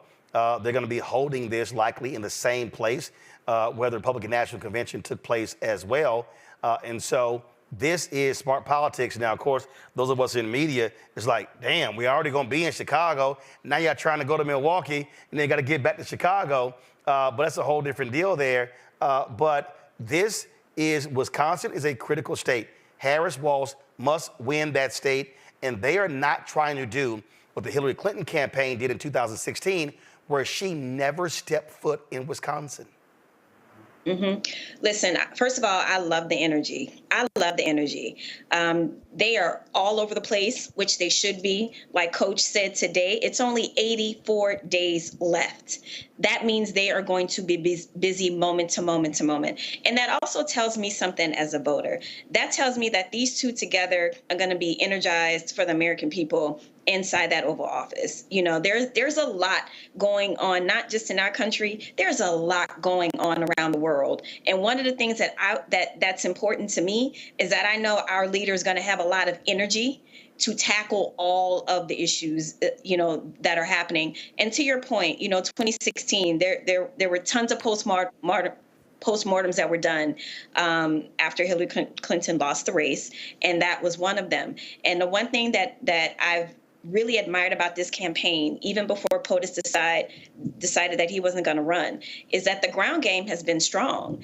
All the different offices around the country that have been open, knocking on doors, the kind of old school type of campaigning that has been going on, and VP has inherited that machine, which is one of the reasons why it has been so seamless. So I'm excited for the energy. I say yes, it makes absolute sense to go there because of proximity, and the media is just going to have to catch up. Larry? So the saying goes, there's no rest for the weary. And so we're only, less than 3 months out. It is a sprint to the finish. And also this is the VP is dealing with a condensed schedule because, the convention's next week, and she was just confirmed to have enough delegates not long ago. So you got to work. And, we see on the other side that Donald Trump basically didn't do anything last week. He gave a speech in Montana, which is a red state, and he's obviously going to carry that state. So if you're going to get that same kind of low energy on the Republican side, on the Democratic side, you want to make sure you're out there hustling like you're selling mixtapes in the 80s and 90s, because you don't want, a few months from now say, hey, you know what, I wish we had done this, done that. No, it is a sprint. It is time to go to work. You won't get any rest, but you can sleep after the inauguration. And not only that, so Thursday, Vice President Harris is going to be with President Biden in Milwaukee. On Friday, she travels to Raleigh, North Carolina, where she's going to be unveiling some of her economic proposals. They were supposed to be in Raleigh last week, but those tropical storms that were all over the East Coast, that rain was just sitting on top of the Carolinas, kept them from having that event there in North Carolina. So that's what's going on. So it's going to be pretty interesting, again, having Harris-Walz holding a rally in Milwaukee next Tuesday, the same time Democratic National Convention is happening in Chicago. Speaking of that, folks, we're going to be live in Chicago all week. Our team arrives on Sunday. Beginning Monday, we're going to be broadcasting every single day from 6 p.m. to midnight. Folks, y'all don't have to waste your time watching those other networks. Y'all already know you ain't going to see any black people. You might get one. So CNN going to show you, they're going to show you Van Jones. They might throw Bakari on there. So MSNBC, you know, you're probably going to see Joanne Reed. Fox News, they ain't showing nobody black. And ABC, NBC, CBS, ain't gonna be no black people. And so if y'all want the real deal, if y'all want the true black perspective, if y'all want to see the real kind of coverage, tune in to our coverage on the Black Star Network app, our YouTube channel. Again, we're live in Chicago Monday, Tuesday, Wednesday, Thursday, 6 p.m. Eastern, every single day. Looking forward to being there. And so your support is absolutely critical for the work that we're doing. And so we can't wait to bring you all the voices. It's a whole, let me tell y'all something. I was telling Carol, my producers, yesterday, going to the DNC with all them black people is like going to Essence. It's going to be stuff happening, breakfast stuff, lunch stuff, afternoon stuff, evening stuff. The convention is going to be watch parties. It's going to be concerts after each night is over. So I'm just telling y'all right now, I remember it was 18-hour days for me in 2016, 2012, covering the convention. Of course, you had COVID in 2020. So we got all of that. So it's a whole lot that will be going on. And we're going to have all the coverage for you next week. So this is the place y'all tune in. And I'm just going to tell y'all right now, ain't nobody else doing this. All the other black-owned media, they're not doing any of this. None of them. We're going to be there every single day, 6 hours every single night. And so please, y'all tune in to support us. And don't forget to support us in what we do. Join our Bring the Fuck fan club. So you're checking money order to P.O. Box 57196, Washington, D.C., 20037-0196. Cash App, $RM Unfiltered. PayPal, R Martin Unfiltered. Venmo is RM Unfiltered. Zelle, Roland at RolandSMartin.com. Roland at RolandMartinUnfiltered.com. Be right back. On the next Get Wealthy with me, Deborah Owens, America's Wealth Coach, Black Americans have 1/10 the wealth of their white counterparts. But how did we get here? It's a huge gap. Well, that's why we need to know the history and what we need to do to turn our income into wealth. Financial author and journalist Rodney Brooks joins us to tell us exactly what we need to do to achieve financial success. You can't talk about why we are, as black people, where we are, unless you talk about how we got here. Bridging the gap and getting wealthy, only on Black Star Network. Next on A Balanced Life, we're talking everything from prayer to exercise to positive affirmations and everything that's needed to keep you strong and along your way. That's on a next A Balanced Life with me, Dr. Jackie, on Black Star Network.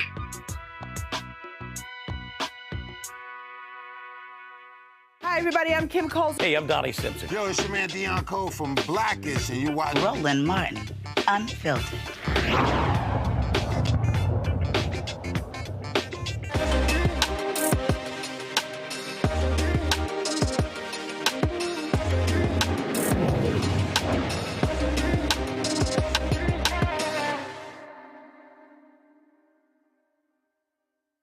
All right, folks.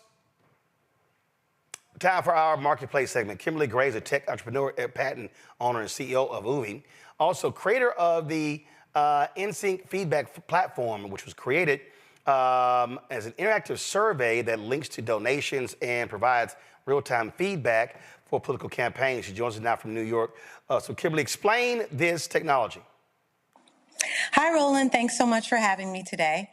Yes, I'm Kimberly Gray. I'm the CEO of UVI. We are a New York City-based software company providing communication and data solutions for organizations in the public and private sector. And our software platform, InSync, is a video-enabled, one of the first ever video-enabled survey apps that instantly allow organizations to communicate with their audience in real time.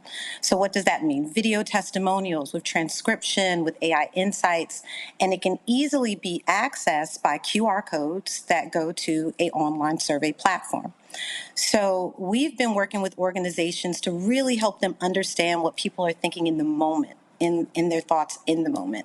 And now more than ever, we need real-time engagement tools to understand what the people are thinking, what your customers are thinking in real time. Okay, so how does that work politically? So what are you actually surveying? What are you trying to find out in real time?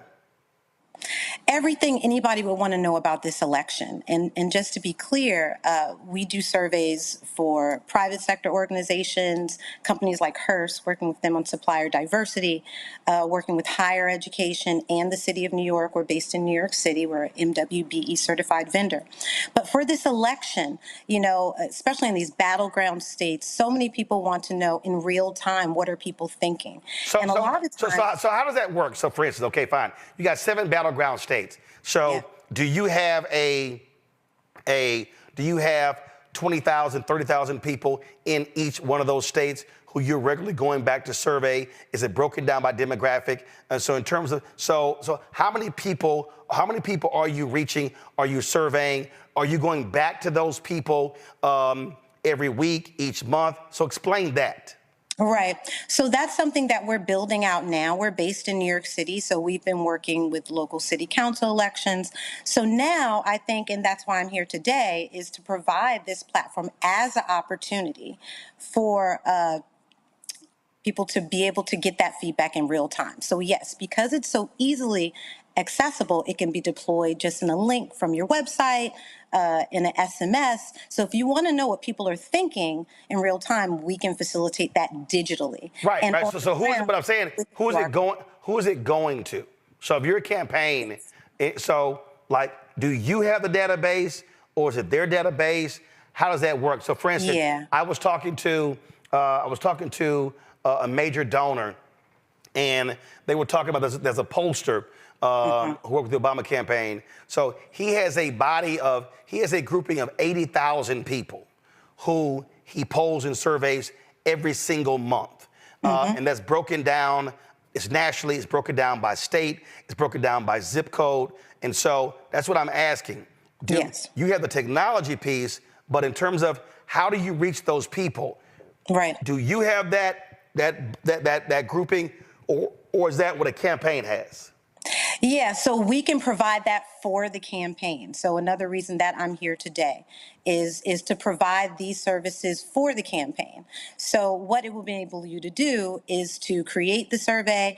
In the back end of our cloud-based platform, you can access all of the responses. Everything's intake only, which is really important because you don't have to worry about disseminating any messaging and worry about people, you know, presenting a lot of the things you deal with comments that you can't control. So this is a very controlled environment that allows you to, in real time, see the responses of people. And from those responses, we take transcriptions and tags for different keywords. So if people are very concerned about, let's say, the Supreme Court decision and the next potential nominees, they can talk about that. If they want to talk about abortion rights, they can talk about that. Because our system allows you with transcription to tag all of these keywords. And it's super simple, it's super interactive.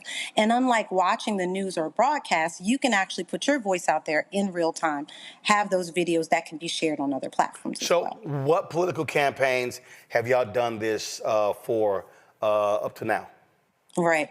So we recently created one for the Harris-Walz campaign, which I would love to have presented at the upcoming DNC, because again, we're the only platform that actually allows the people to talk about what they're thinking in the moment.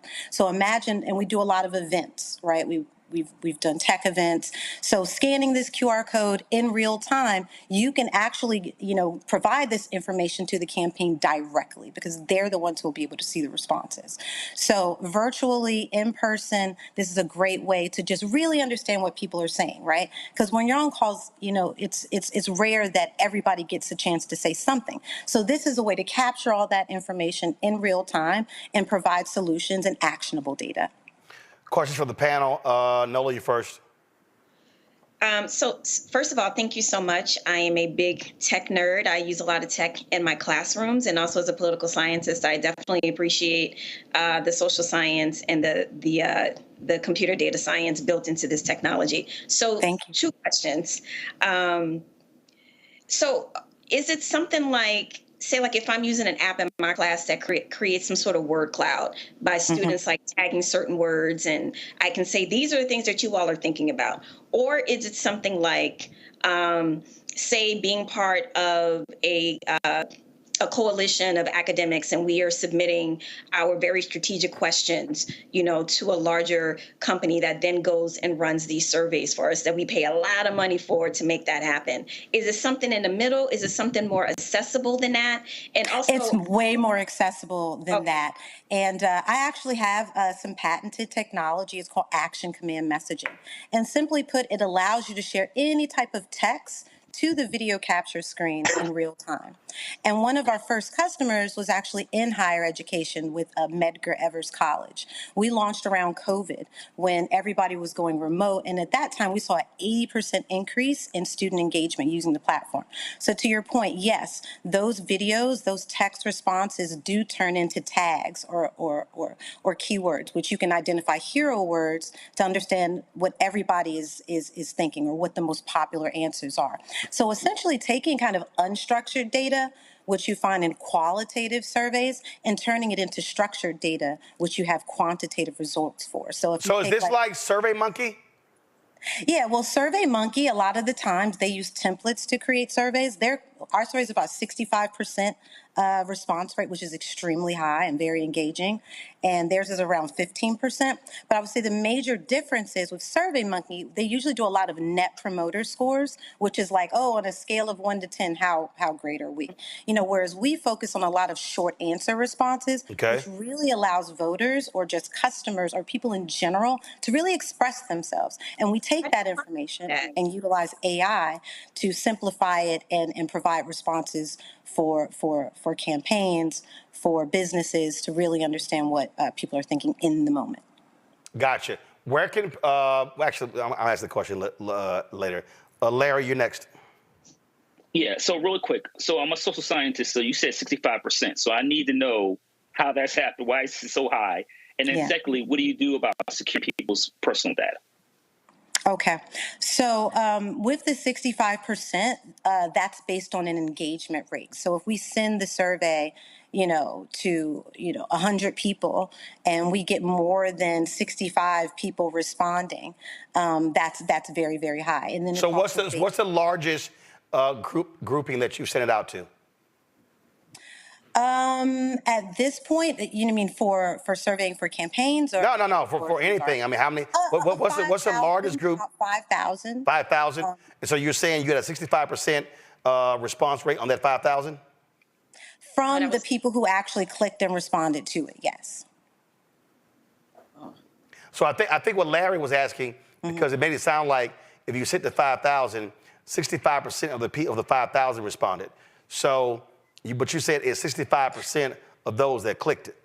Right, clicked. So and in terms of what was that number? So you sent the 5,000, how many clicked it? Yeah, so of the clicks for that, it would be like more like that actually respond. Like, so you actually have to respond to the survey. So let's put that in more like of 1,000 range. And then based on that, we get a 65%. So you sent the 5,000, 1,000 responded, that's 20, that's actually 20%. And you're saying of the 20% that responded, you had 65% response rate. Correct. And Okay. then also within the completion rate of the entirety of the survey. Got it. Because a lot of times when people do surveys, there's a bit of a dropout rate. Are you clear, Larry? Yeah, I'm clear on that. Thank you for clearing that up. I appreciate it. Mustafa? Thank you. Yeah, well, Ms. Gray, congratulations on being able to create this. I'm curious, sort of on the back end, in relationship to the QR code you had mentioned before. Yes. Are there any concerns that if that actually got out while you were doing surveys, that you would get folks, who weren't true to the game, if I could say it that way, and were trying to do some nefarious things? Yeah, I mean, I think we limit that a lot because it's intake only. So on the back end, all of the responses are in an admin portal, right? So, the organization that we're deploying the survey for, they have access to those responses, all of the videos, all the transcriptions, user data. You can also respond anonymously with a text response as well. But we haven't had any security issues as yet. And this isn't, because it's not public facing, everything's intake only. It's a much more efficient way to really get, honest and true data, and not things that are just, people are just trying to show off or make an impression. So this is a new technology. We've been utilizing it in the government sector, working with city agencies here in New York and mostly with higher ed. But I think opening it up just for a feedback tool for businesses, for organizations, to really understand what people are thinking and give them the opportunity to share their thoughts. All right, then. All right, well, Kimberly, we appreciate it. Thanks a bunch. Good luck with the technology. Thanks so much. All right, thank you so very much. All right, folks, that is it for us. Let me thank Larry, Nola, and Mustafa for being with us on today's show. Thank you so very much. Nola, where the gumbo? You keep talking about how you can actually burn, but you ain't never, ever given anybody an opportunity. What? I'm just saying. It's 85 degrees outside today. What are you talking about? That means you not... Did you actually bring up the temperature? I did. Are you really from Louisiana? Boy, bye. I'm just saying, because, my grandparents from Opelousas, we eat gumbo all the time.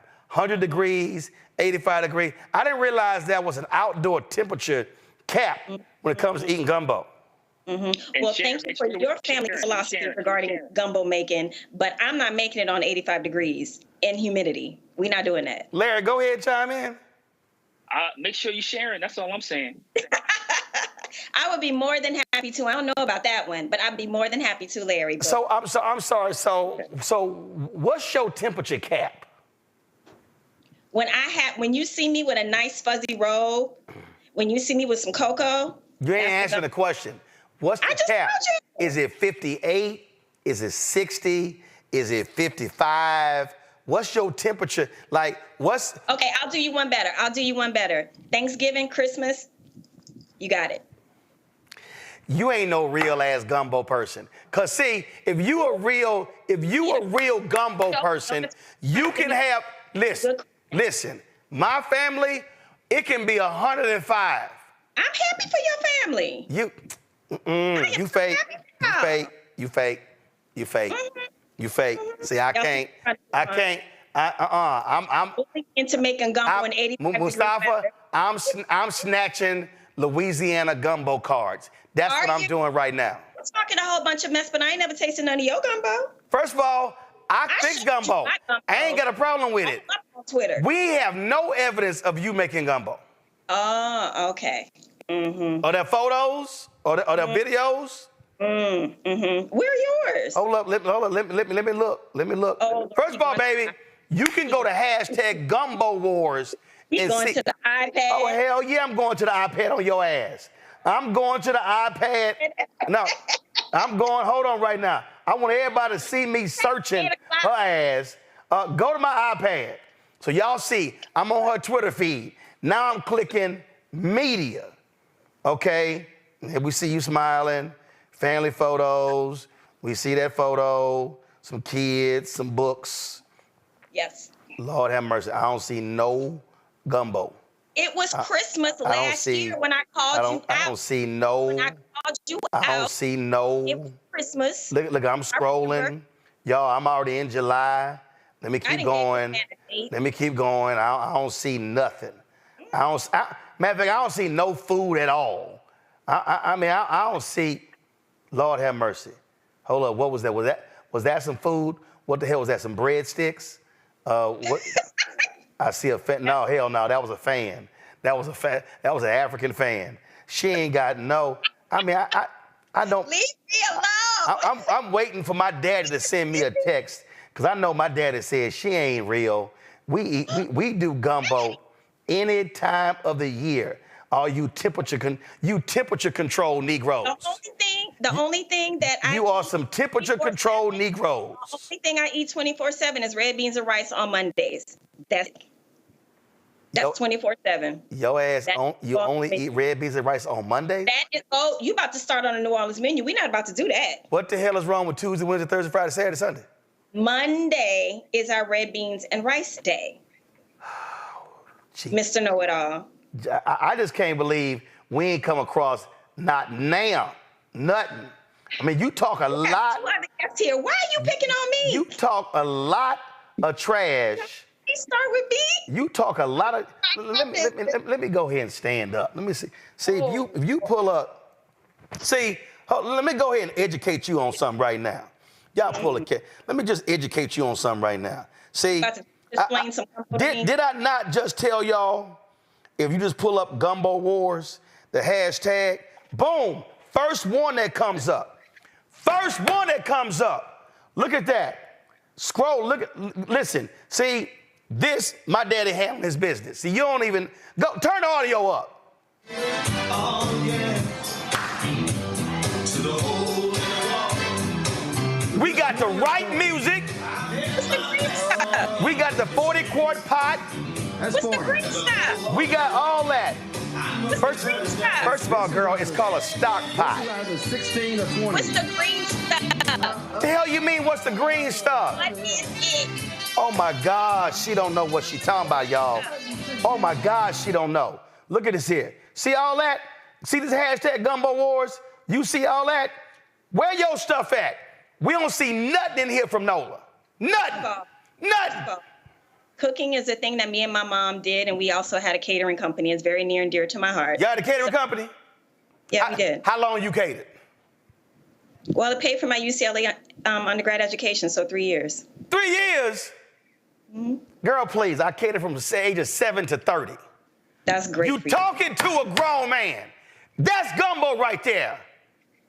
Okay. It ain't gotta be cold. Cold? Why would it be cold? No. Carol said, ain't no okra. I don't like okra in my gumbo. Can you let me go now? My mama like okra in her gumbo, but I ain't doing okra in the gumbo. What you say, Nola? I said I'm missing my mama. So can we missing your mom too, and we missing that. But I'm gonna need you in this temperature check. We're gonna have to work on that, Nola, because this whole, it got to be 54. I gotta be in some fuzzy shoes, and some fleece. Don't make no. Why it has to be your mood setting and it can't be mine? That's what I don't understand. Why I gotta cater to you and your needs? Easy. Because real gumbo people can eat it any time of the year. Oh, I can eat it. I'm talking about cooking it. I'm done with you. Listen, I volunteer, so I'm volunteering. All gumbo, you can send all gumbo. I'm done with you. I volunteer for everybody. I sent you some jambalaya too, boo. Listen, my damn I'm so mad. I watched beepers. It looked like I took a hard fall because I slammed my hand down. I'm done with you. Nola, I'm done with you. Night. Nola, I'm done with you. I'm done with you. Have fun in Chicago. We're going to wait till the temperature drop, and then we're going to see what your skills are. Maybe. Maybe. All right, Larry, Nola, Mustafa, I appreciate it. I'll holler at y'all. Again, folks, a couple of things. Don't forget, if y'all want to get that T-shirt, My Black Job is Voting, go to dationsdesigns.com, use the QR code, go to the website. Y'all can get that. You can use the promo code ROLLIN', and then, of course, you can, by doing that, of course, you get a discount, and a portion of that comes back to the show, so we certainly appreciate that. Don't forget, folks, also support the work that we do. Join our Bring the Funk fan club. Send your check and money order, P.O. Box 57196, Washington, D.C., 20037-0196. Cash App is $RM Unfiltered. PayPal, R Martin Unfiltered. Venmo is RM Unfiltered. Zelle, Roland at RolandSMartin.com, Roland at RolandMartinUnfiltered.com. And of course, folks, I'm going to be in Cincinnati on Thursday, the Black Family Reunion. Y'all come out to Corinthian Baptist Church. So go to myblackfamilyreunion.org to get your tickets. Can't wait to see y'all there. All right, folks. Somebody put on YouTube, Roland, you being petty. Yes, I'm King Petty. Yes, you're right. And then let's see here. Somebody said, I don't like andouille sausage. It's nasty. That's 2B Black Native. Well, make your own damn gumbo. See, I can't stand Negroes like that. See, y'all, some of y'all are some special Negroes. See, y'all are the, is that beef sausage? Is that pork sausage? Is there seafood in there? Let me explain something to y'all, okay? All y'all special gumbo Negroes, we make a little bitty ass pot for y'all, okay? A little bitty ass 1 quart pot for y'all, all right? So we make gumbo for regular people. I don't know when black people had to start eating all this special ass food. We don't make no gluten-free damn gumbo, okay? Just letting your asses know. Ain't no gluten-free gumbo, all right? So if you want some gluten-free gumbo, call NOLA. I ain't helping you out. I'm just letting you know, okay? It's gonna be some damn chicken in there. It's gonna be some damn andouille sausages in there. And it's gonna be some damn shrimp in there, okay? All right, and you want some okra? Look, make yourself a little okra on the side and dump it in your bowl. But we ain't doing all that. So just letting y'all know. All right, I gotta go. I'm hungry. I'll see y'all later. Holla! Folks, Black Star Network is here. Hold no punches! I'm real revolutionary right now. Support this man, Black Media. He makes sure that our stories are told. Thank you for being the voice of Black America, Roland. Stay black. I love y'all. All momentum we have now, we have to keep this going. The video looks phenomenal. See, this difference between Black Star Network and Black-owned media and something like CNN. You can't be Black-owned media and be scared. It's time to be smart. Bring your eyeballs home. You dig?